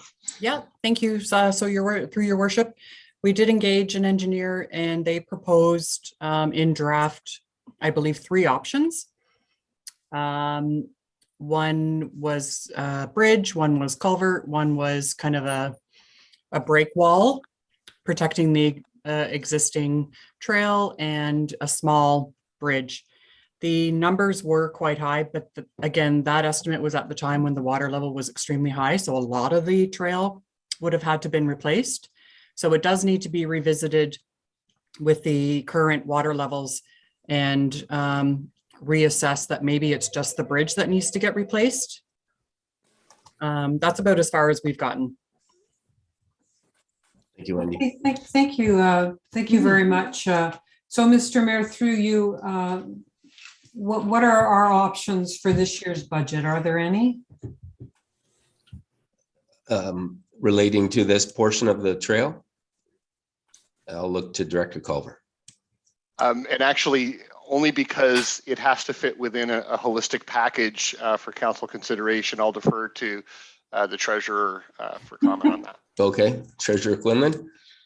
Thank you, Your Worship. Through you to Councillor Hamlin. The one piece I was going to speak about before I answer that question is that as part of 2022, when we're doing that second phase of our asset management plan, that particular trail bridge will be incorporated into the non-core group of assets, I would say. So I think we will have to address, a package of non-core assets throughout 2022 and figure out or understand how we're going to invest in those, much like what we've done with the core assets at this point. From an inclusion into, that being said, from inclusion into the 2022 budget, I think, we could tackle or, upon some inclusion into the current transfer to reserve funds that we have noted in terms of the life cycle reserve and sort of freeze a portion or increase that portion to cover the trail bridge. However, that being said, we'd have to, in order to maintain the 1%, it would be moving other things out at council's discretion. Thank you.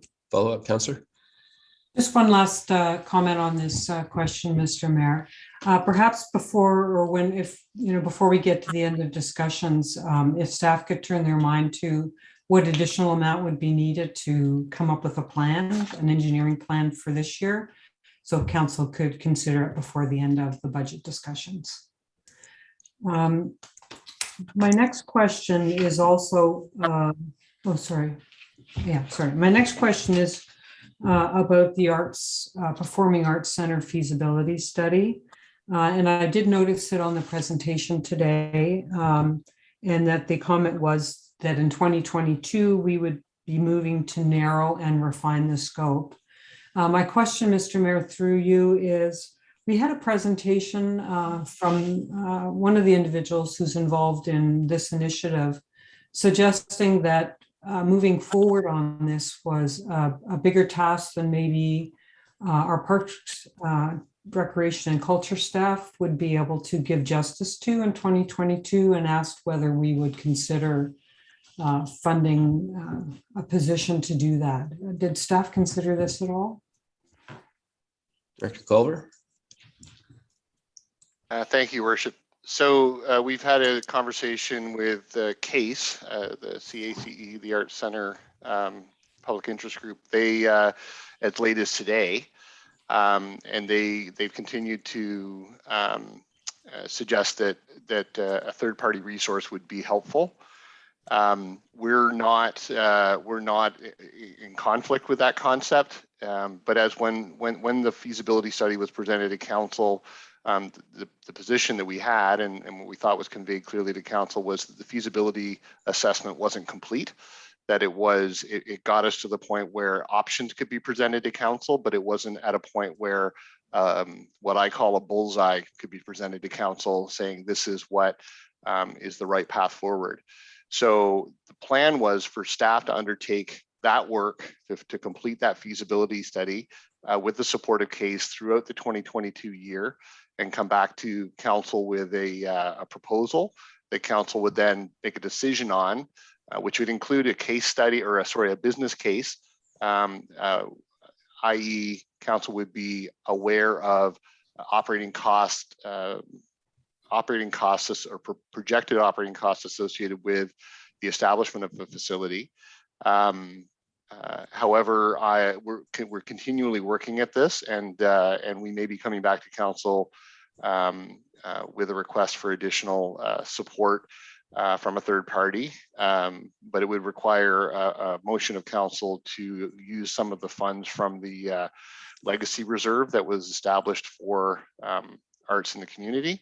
And at this point, like I say, we're just working through it. So I can't say exactly what that looks like or when it'll come to you, but that's where we might be. Thank you, Director. Councillor Hamlin. Yeah, thank you. My next question, Mr. Mayor, is about supports for council. And I guess I wanted to ask whether there's any funds. Well, let me just preface this by saying I feel that council is, our needs are not put up at a very high level in determining budgets for making sure that we're offering the best service we can to our residents and businesses.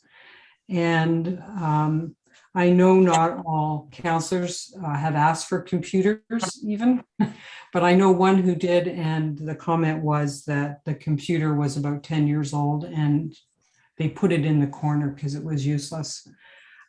So computers are on my mind. I can't believe anybody can do this job without a good functioning computer. Training for us on various aspects, and perhaps council could be consulted on what kind of training they need.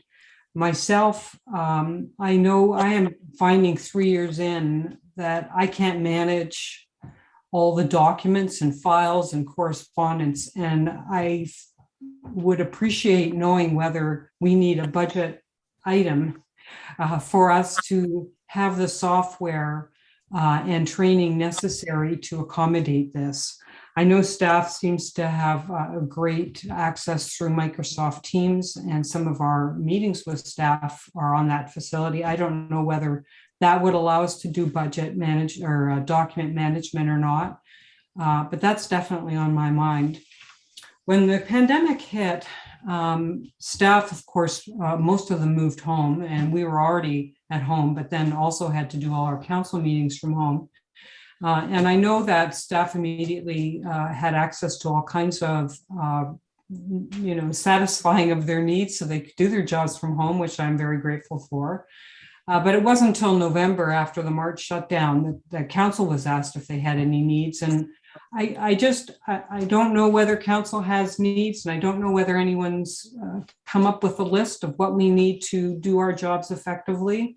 But I do worry about this, and I feel that as much as we're going to spend $1 million to reorganize our staff salaries and their grids and their COLA and so on over the next, in the budget for this year, I think as Councillor Jeffrey put it the other evening, it's been since 2014 that council compensation's been looked at. And I totally agree that a $25,000 amount out of this $116 million budget should be given to looking to see what our council compensation should be. And Councillor Jeffrey asked this afternoon, why are we looking at what the budget has been since 2014? And I have to say, when I saw that chart, what I thought about was her comment from the other night, Mr. Mayor, because from 2014, which was the last time council remuneration was looked at, the budget has doubled, doubled literally from, I don't know, let's say, what would be a doubling? I forget, I don't have the number in front of me. But anyway, I was shocked. But to me, that meant how much is the councillor's responsibility increased during that time? So all to say, after my, because I think about this a lot, and when I saw some of the items in here, it made me want to ask, is there anything in this budget for councillors? Thank you. Thank you. I don't know if we want to comment on the budget allocations for training that are currently in the budget and what that would include and cover. And I see Treasurer Quinlan has her hand up, so go ahead, Mom. Thank you, Your Worship. Through you, I just wanted to comment on the budget doubling. One thing that I likely should have marked on that slide is just remembering that the water and wastewater, or the environmental services, got moved into the town once the public utility was sold. So that's why there's such a difference. And if you look at from 2018, so that is a huge change. I will share and that there are new computers budgeted for the beginning of each council term. It is the policy of the town that computers are refreshed for each term of council. So those are included for the next term, of course. And I would say that in terms of the professional development, the standard has been, or let me rephrase that, the amount that's been included in the budget hasn't changed from previous years. And I see Clerk Almus is popping up here too, so I think she wants to add to this. But I will say that when it comes to sort of support from an IT standpoint, I think that maybe, and maybe Clerk Almus will address this, that as part of the council training at the beginning of terms, that maybe is covered, but I'm not 100% sure. So I'll pass it off to Clerk Almus if I can. Clerk Almus. Thank you, Your Worship. Yes, I'll just quickly jump in. So the 4,000 that's currently allocated to each member councillor for the professional development fees includes any training that they're looking for. Clerk Services always includes an amount in an election year for appropriate orientation, but throughout the year too, we maintain within our administration budget some costs that can be spent towards all council training. Together with the administrative assistant that does support council members, we can definitely offer some general training, through Teams platforms, our SharePoint opportunities that we do have available. I know that our CAO and executive director have been working with setting up a platform for council that's similar to our committee and board structure that we use on SharePoint as well. So I think there's some good progression that's happening, but if council is looking for increasing individually their professional development accounts, I would say that would have to be addressed today, because there is a nominal amount put in training, but it's for generally council as a whole in the administration budget. Thank you, Sarah. CAO Skinner. Thank you, Your Worship. Through you and also to Councillor Hamlin. I think this is a very important point. Council's at the forefront with the community. You are doing an immense amount of remote work. And I think that if you need supports that you feel like you don't have, it is not a substantial, I don't know what you'll ask for, but based on what Councillor Hamlin had overviewed, I think we certainly would economize as needed to make sure you have what you need. Training wise, large screens, chairs, the things that you feel you need, Zoom access so that you can have meetings with constituents, the kind of things that would make sense. Would be pleased to put in. And then if there's need for changes to the policy on what some of the funding can be spent on, we'd be more than happy to look at that as well, because it is a new world now, and we might need to revisit some of the things that were considered normal or not normal back pre-COVID. So happy to hear from council on this point and to enable you in any ways you feel necessary. CAO. Follow up, Councillor Hamlin. Yes, thank you very much for those comments. Just our treasurer, I wanted to mention, we weren't offered computers at the beginning of the term. We were offered, what do you call those? I want to say iPad, but it wasn't an Apple product. So what tablet, that's it. It was a tablet, which I gave back because I found it totally useless. But anyway, that was just me. But in terms of the $4,000 amount for education, is that's the same amount that we have to use for paper and printing and printer cartridges and attending conferences and so on, and our phone, and it hasn't mattered so much in the last year because the conferences have been free by and large. The AMO conference, is still coming in at a fair chunk for this year, but I'm presuming no one's traveling, so it'll still be cheap. So I don't know what'll happen in 2022, but I did find that $4,000 budget inadequate.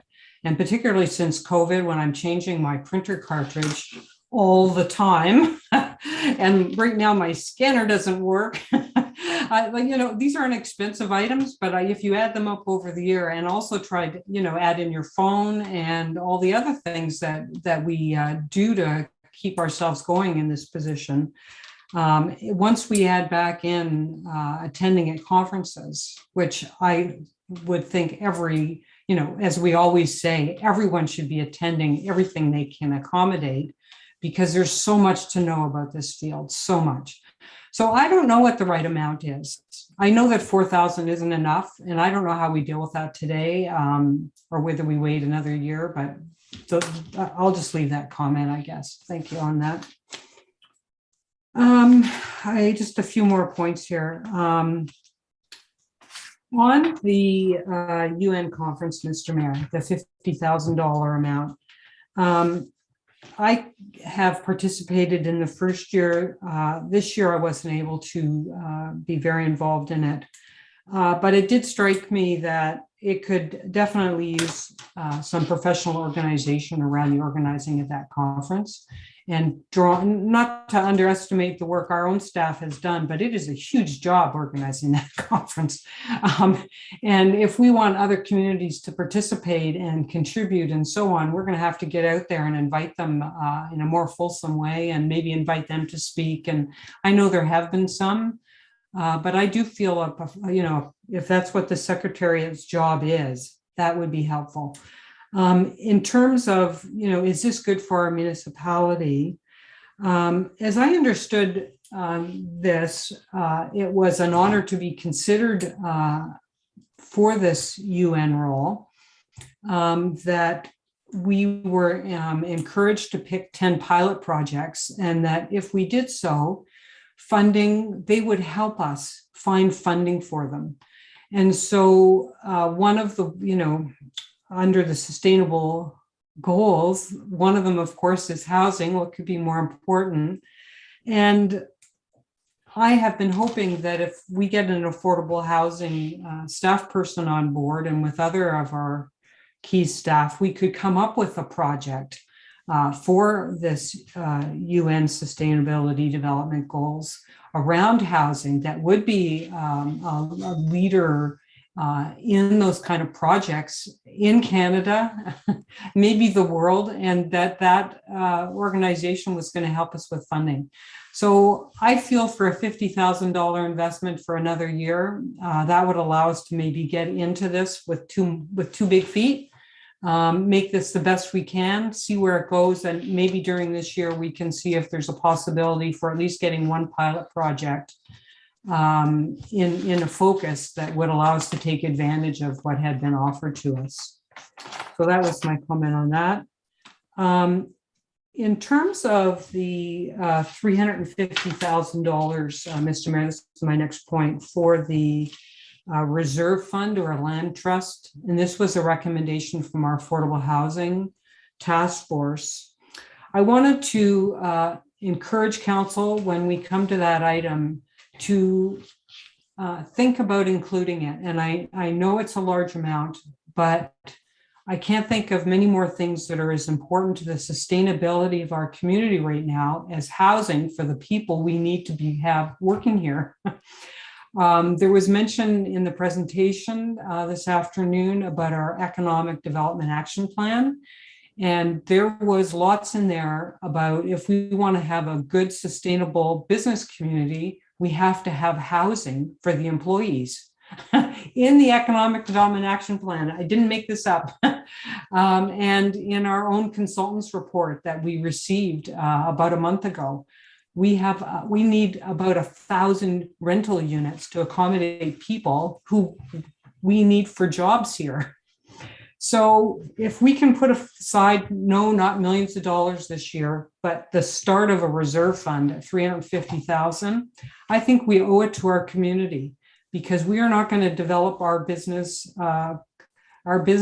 which are going to provide all the business taxes we need, so our residential taxes can come down, unless we start investing in the housing for the employees of those businesses.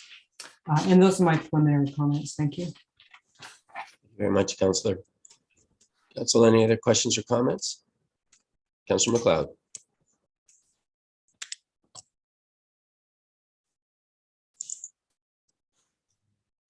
Thank you. Through you, Mayor Saunderson, to Treasurer Quinlan, thank you for those charts, comparisons of spending, et cetera.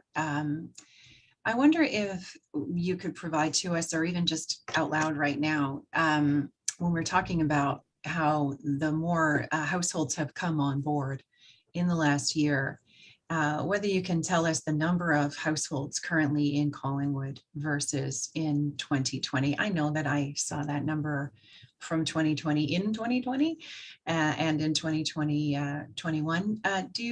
Is it right? 10,100 and something? Can you refresh me? Treasurer. Through you, your worship. So the ending or the beginning of 2021 was 11,610 households, and we're closing the roll at 11,886. So just over 250, and that's just households from a residential standpoint, not total properties.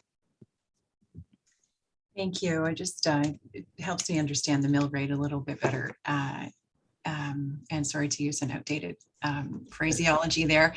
I also wonder if you could maybe walk us through the capital spending. And I'm very aware that we definitely need a new water treatment plant. But I just wonder if you could spend a few minutes on that, because it is rather a large difference, $38.7 million in 2021 and $51.8 million in 2022. And I don't think it's all from the water treatment plant. And I also wonder if at some point we could be apprised of how many dollars of the $38.7 million allocated for capital expenses in 2021 was unspent. Because I suspect, and the reason that I ask this, I'm trying to stall so you can find those numbers.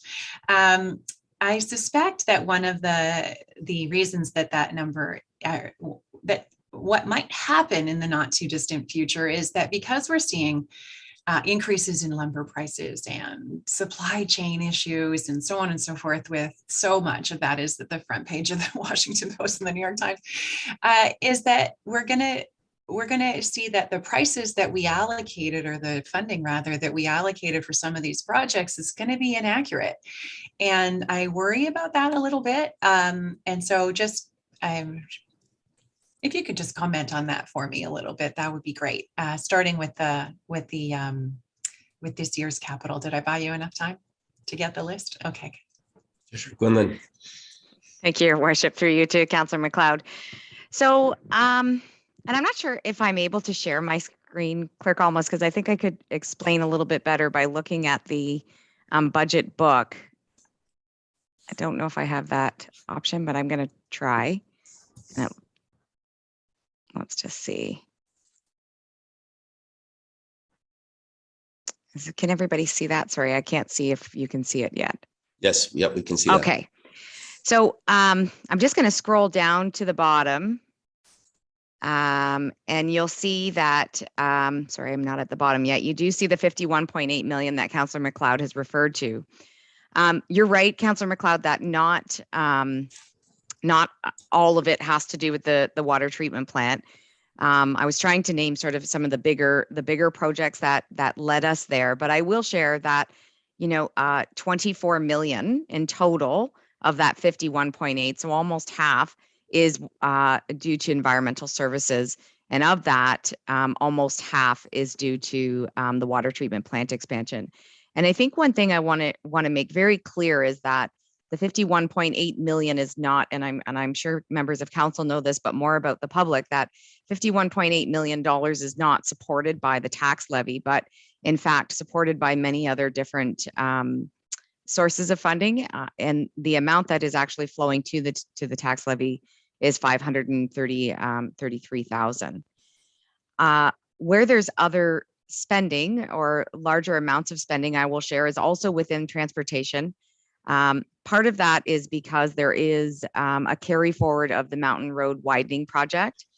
And also we're including the Minnesota storm sewer repair. So that's about $10 million of the 15 million that's included in transportation, sorry.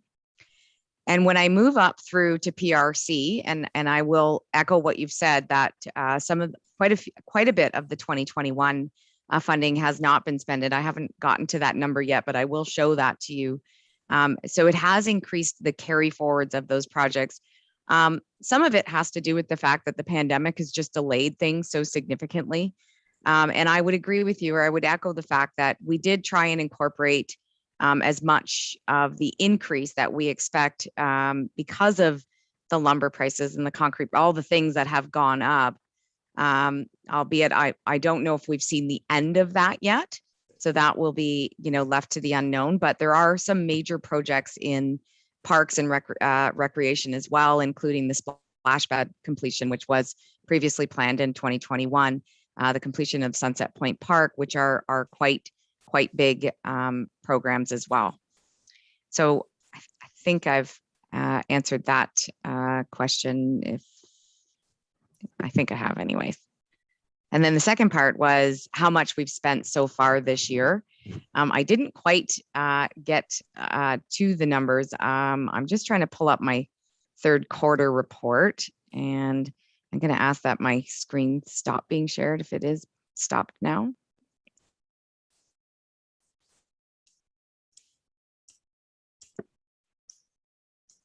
There we go. Okay, so now I can. So in my third quarter report, and I think you're right, and I'm sorry, just going to take a millisecond here to pull it up.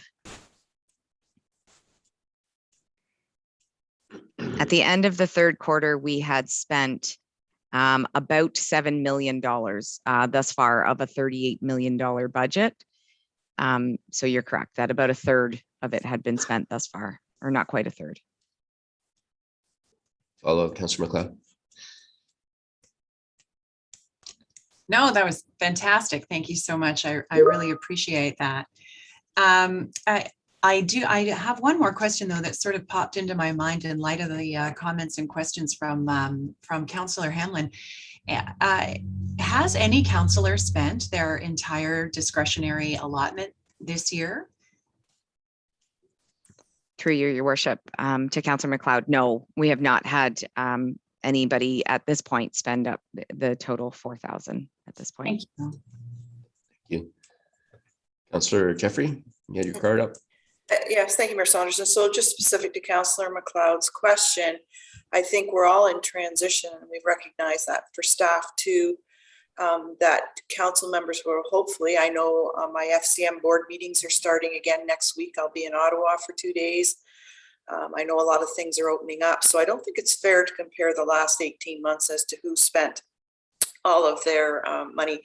I think if you were responsible and you attended an FCM and you attended an AMO and you attended a Roma and you attended OSAM, that 4,000 won't come close to covering all of the aspects of our job that we should be monitoring as best we can as our availability provides, I think, as Councillor Hammond worded. So I'm not sure it's a fair question at this point. I think if you went back a few years, and I think before the judicial inquiry, it was more of a personal preference as to where you felt your professional development needed to be. But post judicial inquiry, I think there's a lot of pressure on us to be more responsible with that and to be more up to date. So I think it's an amendment I will be asking for at the end of the conversation. Thank you for that. Council, any other questions or comments? I'm not seeing any, so I will pass it back to staff. Councillor Jeffrey. Sorry, Mayor Saunders, I thought there'd be other questions. I just wanted to, the clerk had said that if we want to make amendments, now's the time that we have to make them. But that would be only as it pertains to what the public considers in the budget. We still have opportunities to amend this and change it when it comes back to us after public input, correct? Yes, I think that is the case. I see Clerk almost nodding. So, yes. So then as follow-up through you, Mayor Saunderson, if we want to ask for amendments today that we would like the public to weigh in on, we should do it now? If you want it to be considered as part of the public input, then yes, I think that would be the case. Okay. All right. So I think pertaining to my comments on Monday night and Councillor Hamlin's and Councillor McLeod's today, I would like to amend an upward amount to the professional development for council members. But like Councillor McLeod, I'm not sure what that amount should be. But I think at least, I don't know, I had here 2,000 originally, but I don't know where we would land, and other council members may have input, but I think it would have to be somewhere between $1,000 and $2,000 to really have an impact. That's barely one conference when we're actually having to travel to them and not doing them virtually. All right. So I guess just for clarity, your motion or what you are moving is an increase of $2,000 or $1,000 on the $4,000 spending. It's like nailing jello to a tree, Your Worship. I really didn't know. I guess I'll just split the difference and move to add $1,500 to each professional development for now of council members. Okay. I don't know if I have a seconder for it or not, but I'll look for a seconder to get this on the floor. And we've got Councillor Hamlin. Questions or comments, council? I guess I do have a question because we talked about also municipal training sessions. And I think as we move forward with the judicial recommendations, we're seeing a burden on our municipality to provide a certain training as well. And I'm just wondering what the breakout of that would be moving forward, because I think specifically for the next term of council, there will be a heavier burden on the municipality to provide training for the council.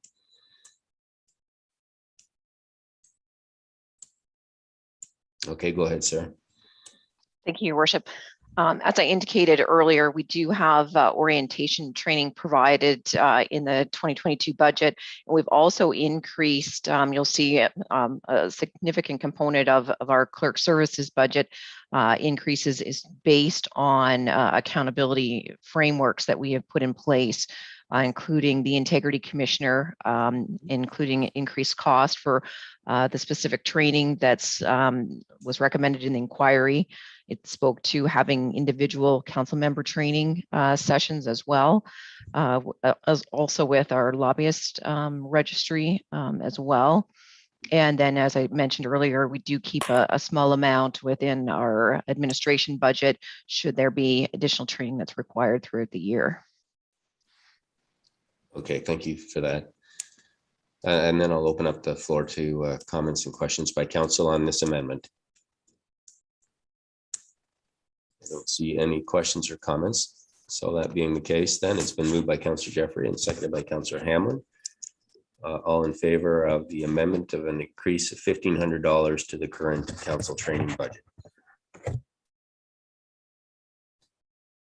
And opposed? And that is carried. Councillor Doherty. Thank you, Your Worship.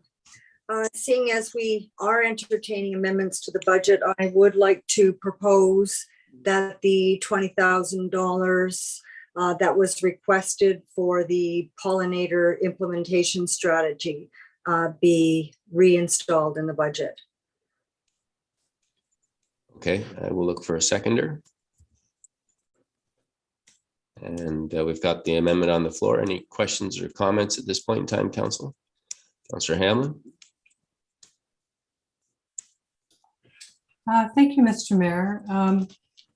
I had an opportunity to speak to to Jessica, who addressed us earlier this afternoon, this week. And I asked her a bit more about the pollinator strategy. And of course, she gave us more information today.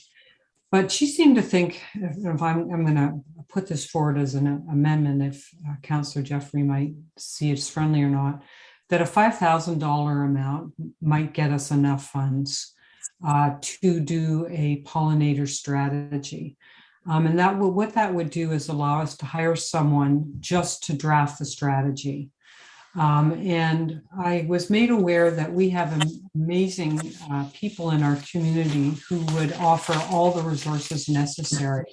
They are, as we speak, collecting draft pollinator strategies from other communities. Simcoe County is also proceeding on this basis, so they may have something. One of the members of our Pollinate Collingwood group is in fact this week facilitating a conference for a national conference she's facilitating on pollinator strategies.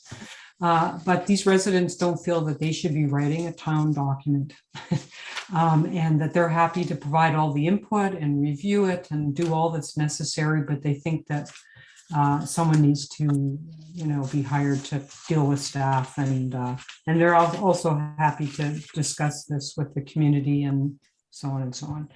So what I wanted to suggest is that we change the amount to $5,000 and see if staff can find someone to help us bring this, what I feel is an important component of our climate action strategy.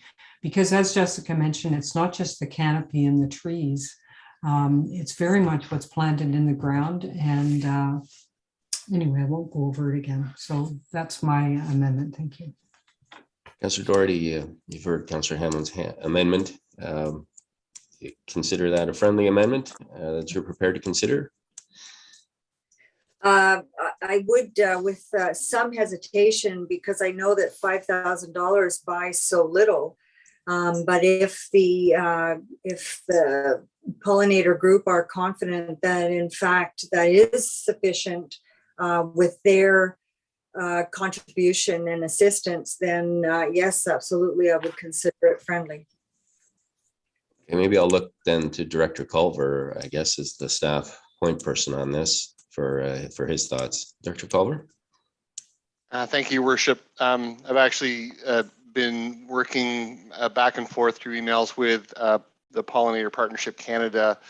A representative there was involved in the development of Toronto's pollinator protection strategy, and I'll state within that group there is expertise to provide. I think the challenge here is defining what we want. If we want a replication of another community, then I would agree that a small dollar amount would support finding a consultant who's willing to take on that writing task, that replication writing task. If we want a made for Collingwood protection strategy, I note that public consultation is a part of that, a lot of mapping with this group, Pollinator Partnership Canada. They quoted me again as a thumbnail because I'm only trying to find a budget number, $3,000 for a document review alone. I haven't gotten a complete assessment of what a strategy development by that group would cost in the scope for budget. But I'm trying to research as best I can and as quickly as possible so the council has the information. So I think there, depending on what council desires to do, staff will follow the direction we're given. But there is a bit of a range of specifics that we're trying to navigate. Okay, thank you for that. I don't know if that was any assistance to you, Councillor Doherty. Go ahead. Yeah, it was. Insofar as I think we're trying to get closer to a number. I still feel that maybe 5 might be too little, even given what a peer review would cost. And I'm wondering, would maybe splitting the difference and calling it 10 might be a more accurate number.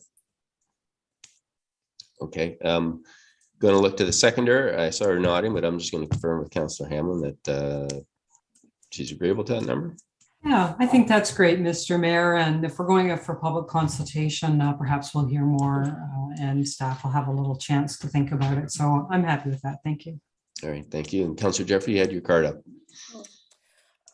So my only comment on that would be understanding that we have a 5-year window to accomplish this, that I would rather do it right with the right amount of money than to try to piecemeal it and risk a disjointed approach, and maybe not, as the word Councillor Doherty would use, is not as fulsome approach as we should have.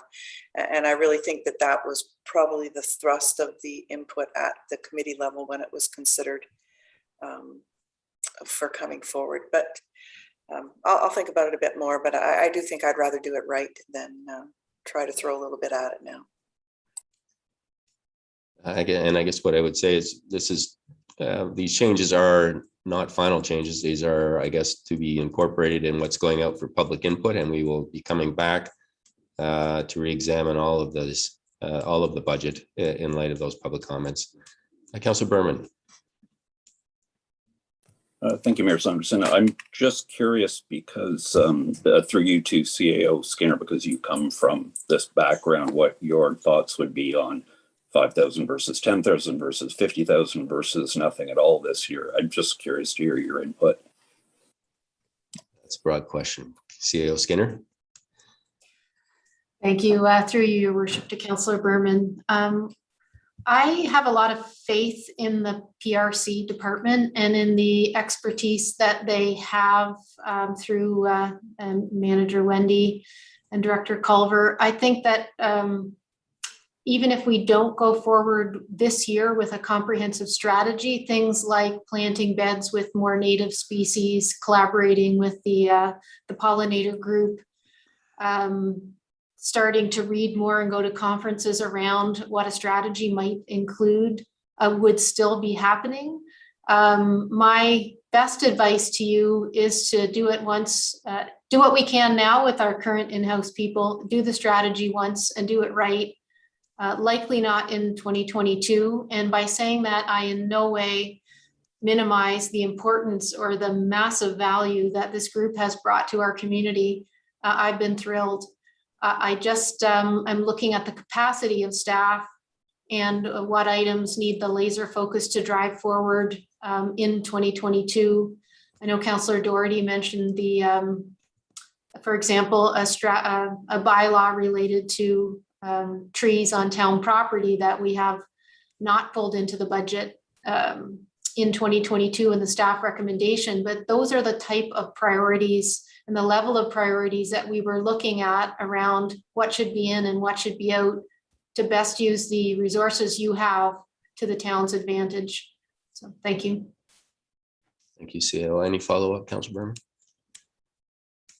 All right, any other questions or comments on this item before I call the vote? So the motion on the floor is to include $10,000 for a pollinator strategy in the current 2022 budget. All in favor? And opposed? And that is defeated. Thank you. Councillor Jeffrey, go ahead. Thank you, Mayor Saunderson. So this, I think, is kind of the last one I have at this point. And looking at the addition of staff members since 2018 by the chart that was provided to us, shows that we've increased by 30 positions, FTEs, since 2018. And I think that's pretty substantial in terms of what we're taking on going forward. And I I'm in favor of the affordable housing planning specialist staying in the budget because it's such a critical priority for us. And I think for the most part, the balance of them are easy to add. They're part-time. I do worry when we say things like 100% supported through engineering review fees, 115,000. And while I don't know, all those projects won't be housing, I wonder when we make those comments if we've assessed the impact it will have on the pricing of housing, because we know the builders and the consultants aren't going to absorb those fees. They're going to be passed on to the buyers of the projects. So it's a comment. Again, not really much we can do about it. I guess it is a 0% tax impact, but what are the other impacts of putting that in place in terms of housing costs? And then finally, I think the communications position addition is premature at this point. The thoughts that occur to me is the mayor is our spokesperson. So that's the key deliverer of our communications in terms of the residents and the people and the narrative of council decisions. And I thought our intergovernmental person was going to be a critical piece of that in tying our narrative, particularly as it was to support the other orders of government. So I'm not sure that our communications piece is as far along as it is to invest in an $80,000 position going forward. So whether I ask for it to be removed now or after public consultation, I'm not sure. I do really think it's premature, and maybe before I make my decision as to whether to ask to amend to remove it, if maybe the CAO through you, Mayor Saunders, would like to comment on that piece. I mean, I've read what's in the budget, but I'm just really not all that convinced. CEO Skinner. Thank you, Your Worship, and thank you through you to Councillor Jeffrey. This one is a difficult one to think through. However, I think it is critical in that providing the mayor and council with a full, well thought through, timely set of information for the public around how their taxes are being used. And it's a two-way conversation. It's also the people who are managing the engaged calling within the public meetings and those types of things where we're trying to get information back from the public. One of the things that we have in our strategic plan is related to accountability and transparency, and that is in large part that the public understands what council's doing. And one of the things that is very clearly a council function, and it's laid out beautifully in the Municipal Act, is about those conversations with the public. And I see this role in part being a tool of council to figure out public opinion and educate the public on things that council would like to move forward, or wondering if the public would like to move them forward. So I see it in part as a resource to council. Fully recognize and respect that council may see it differently, but I think it is part of the transformation to great customer service and a better support of council members. Thank you. Thank you, CAO. Follow-up, Councillor. Thank you, Mayor Saunders. I think the other part that comes in there then is in terms of the communications, being able to address kind of the politics of the thing, which is our job to articulate that. So I think my instincts is probably that I will ask to have it removed at our next go around, but for now I'll be interested to hear, because mostly what I'm hearing from the public in terms of adding more jobs at the town is a very negative one, but you have to consider the reasons why. But I think at this point on the next round, I will be asking for it to be removed. Thank you, Councillor. Council, any other questions or comments? But maybe just before I do that, I'm going to look to staff. Is that concluded the presentation for the day, or is there other aspects? Okay, all right, good, thank you. So Councillor Hammond, go ahead. First, Mr. Mayor, I didn't see what the answer was to your question. Is that the it is? This is the okay. end of the presentation. Yes. Okay, thank you. So I'm just circling back on the $350,000 to be put in the reserve for affordable housing. And I wanted to have that included for purposes of the discussion with the public. I think we need to hear what our community thinks. I am of the view it's time for us to put a stake in the ground, and so we'll be able to put a shovel in the ground sooner than later. And it is so important to the sustainability of our town, not just social and housing, but for the economic future. So I would be bringing a motion to do that. Okay, thank you for that. And I'll look for a seconder. Councillor Jeffrey has seconded. Are there any questions or comments on this? I will support this certainly to get it on the table for a round of public discussion and consultation. We'll be interested in the feedback. And Councillor McLeod, you had your card up. Yeah, but my question has led my head. Thank you. Okay. All right, Councillor Doherty. Sorry, did you want to vote on that before am I jumping ahead?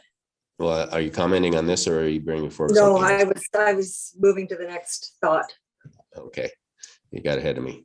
All right, then I'll call the vote then on the motion to include the $350,000 in the upcoming budget discussions. All in favor? And opposed? Well, that's carried unanimously. Thank you. Okay, Councillor Doherty. Thank you. We are doing a major improvement of 5th Street.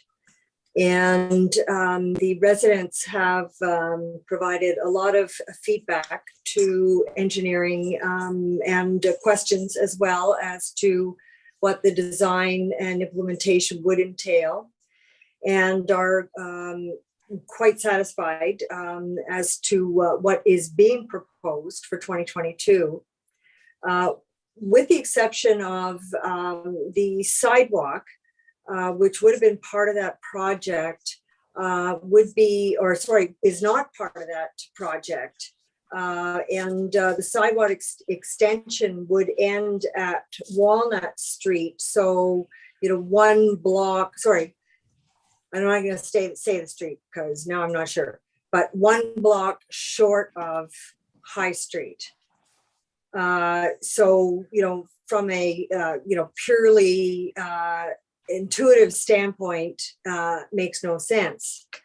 However, I have had conversations, and Manager Valak has provided me with a very detailed response as to the reason why it actually is a very complicated process, that we would actually be looking at an additional investment to the tune of $750,000, which is a large chunk of change, 2% of our tax base, as has been alluded to a couple of times. However, I'm wondering if there is two other potential options.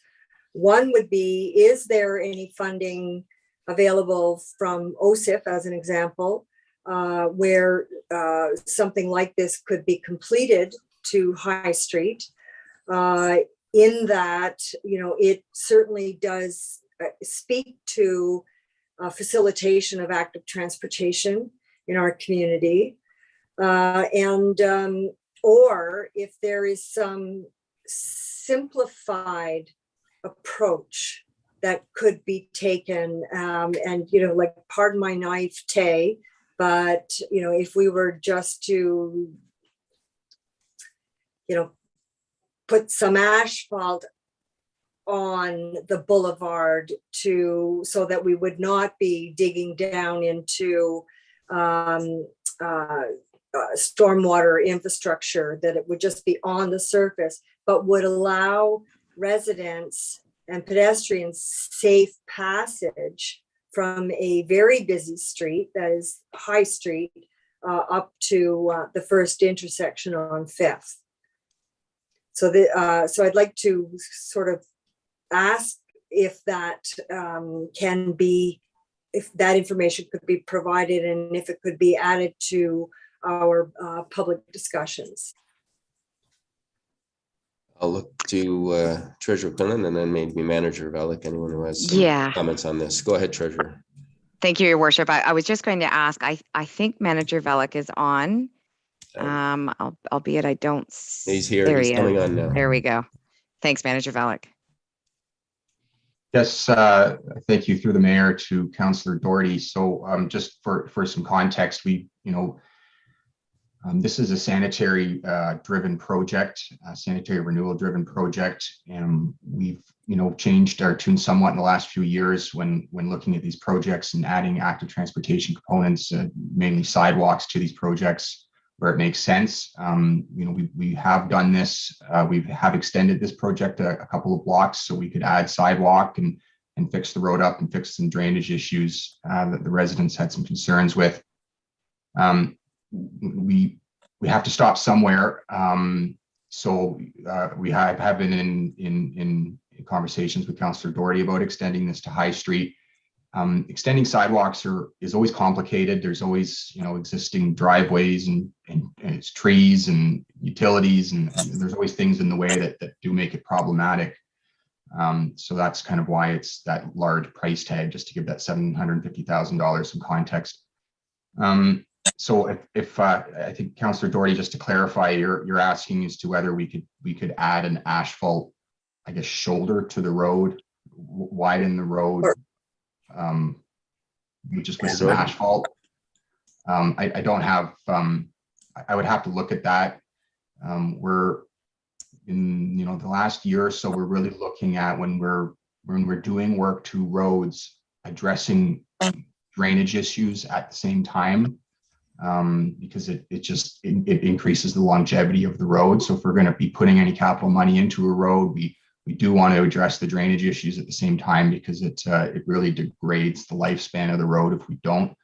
So I think that's something I'll have to take back and to see, just to look at. And it's kind of the first time I've heard this this idea. I have to take back and look at the costs and look at the technical implications of doing that, if that's acceptable.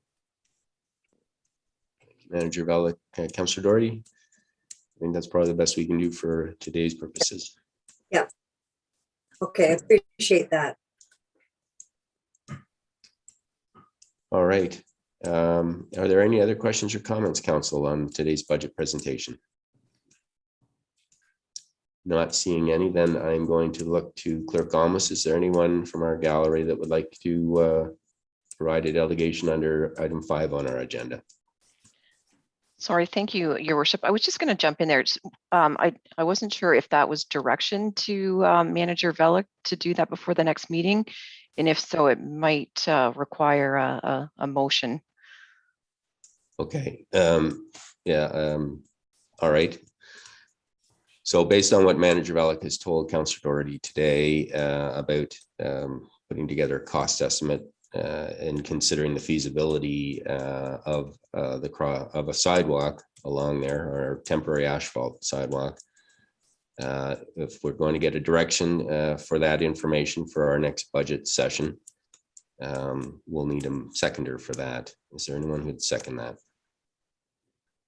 All right, any questions or comments on that item before I call the vote? All in favor? Opposed? That's defeated. Okay, thank you for that clarification, Clerk. So then, wondering if we have anyone from our audience who would like to provide a delegation today. Certainly, thank you, Your Worship. This is your opportunity before the meeting adjourns. Any of the attendees participating in today's meeting, if you wish to address the committee, please press the raise your hand feature at the bottom of your screen. And there's no one wishing to speak to the committee at this time, Your Worship. All right, Council, and that brings us into, oh, go ahead, CEO Skinner. Thank you, Your Worship. There was a proposal near the end of the deck that there be some public consultation that included an in-person coffee with council, distanced of course, as well as a virtual event proposed to be on the 30th. And just wasn't clear if that proposal, in addition to the Engage Collingwood opportunity, is supported by the council members. Well, I certainly support that, and I'll look to council if there's anyone who is not supporting it. I'm seeing general agreement, so I would ask, please, staff at CAO that staff arrange for that, and council will make themselves available. And yeah, go ahead, Clerk Almus. Sorry, thank you, Your Worship. I think that brings us to the recommendation that was actually on the agenda to direct staff to organize the engagement opportunities. Based on what CEO Skinner said and the dates proposed, we probably should have a motion for that as well. Okay, thank you. So I'll look to get the motion on the floor. Councillor Jeffrey is moving it. Who will second it? Councillor Berman and Councillor McLeod, do you have your card up? Yeah, that was to move it. Oh, okay. Unless there's questions or comments, I will call the vote then. All in favor? That is carried unanimously. Thank you. So before I then go to the motion to adjourn, I'll look to staff to make sure I've covered all the bases that we needed to cover today. All right, and before I do look for a motion to adjourn, I'd just like to say that on behalf of council, we're all thinking of our neighboring municipalities out west who have undergone a massive storm, and we wish them all the best, and our thoughts are with them as they work their way through this, and we'll hope that the casualties are at a minimum and it's more property issues, but certainly a very devastating weather event out there, and a reminder to us about the impacts of climate change. Having said that, I'll look for a motion to adjourn. Thank you, Councillor Jeffrey. All in favor? And that is carried unanimously. Thank you very much, everyone. A very productive meeting, and thank you to staff for being so organized and the excellent presentation. It facilitated today's discussion in a great way.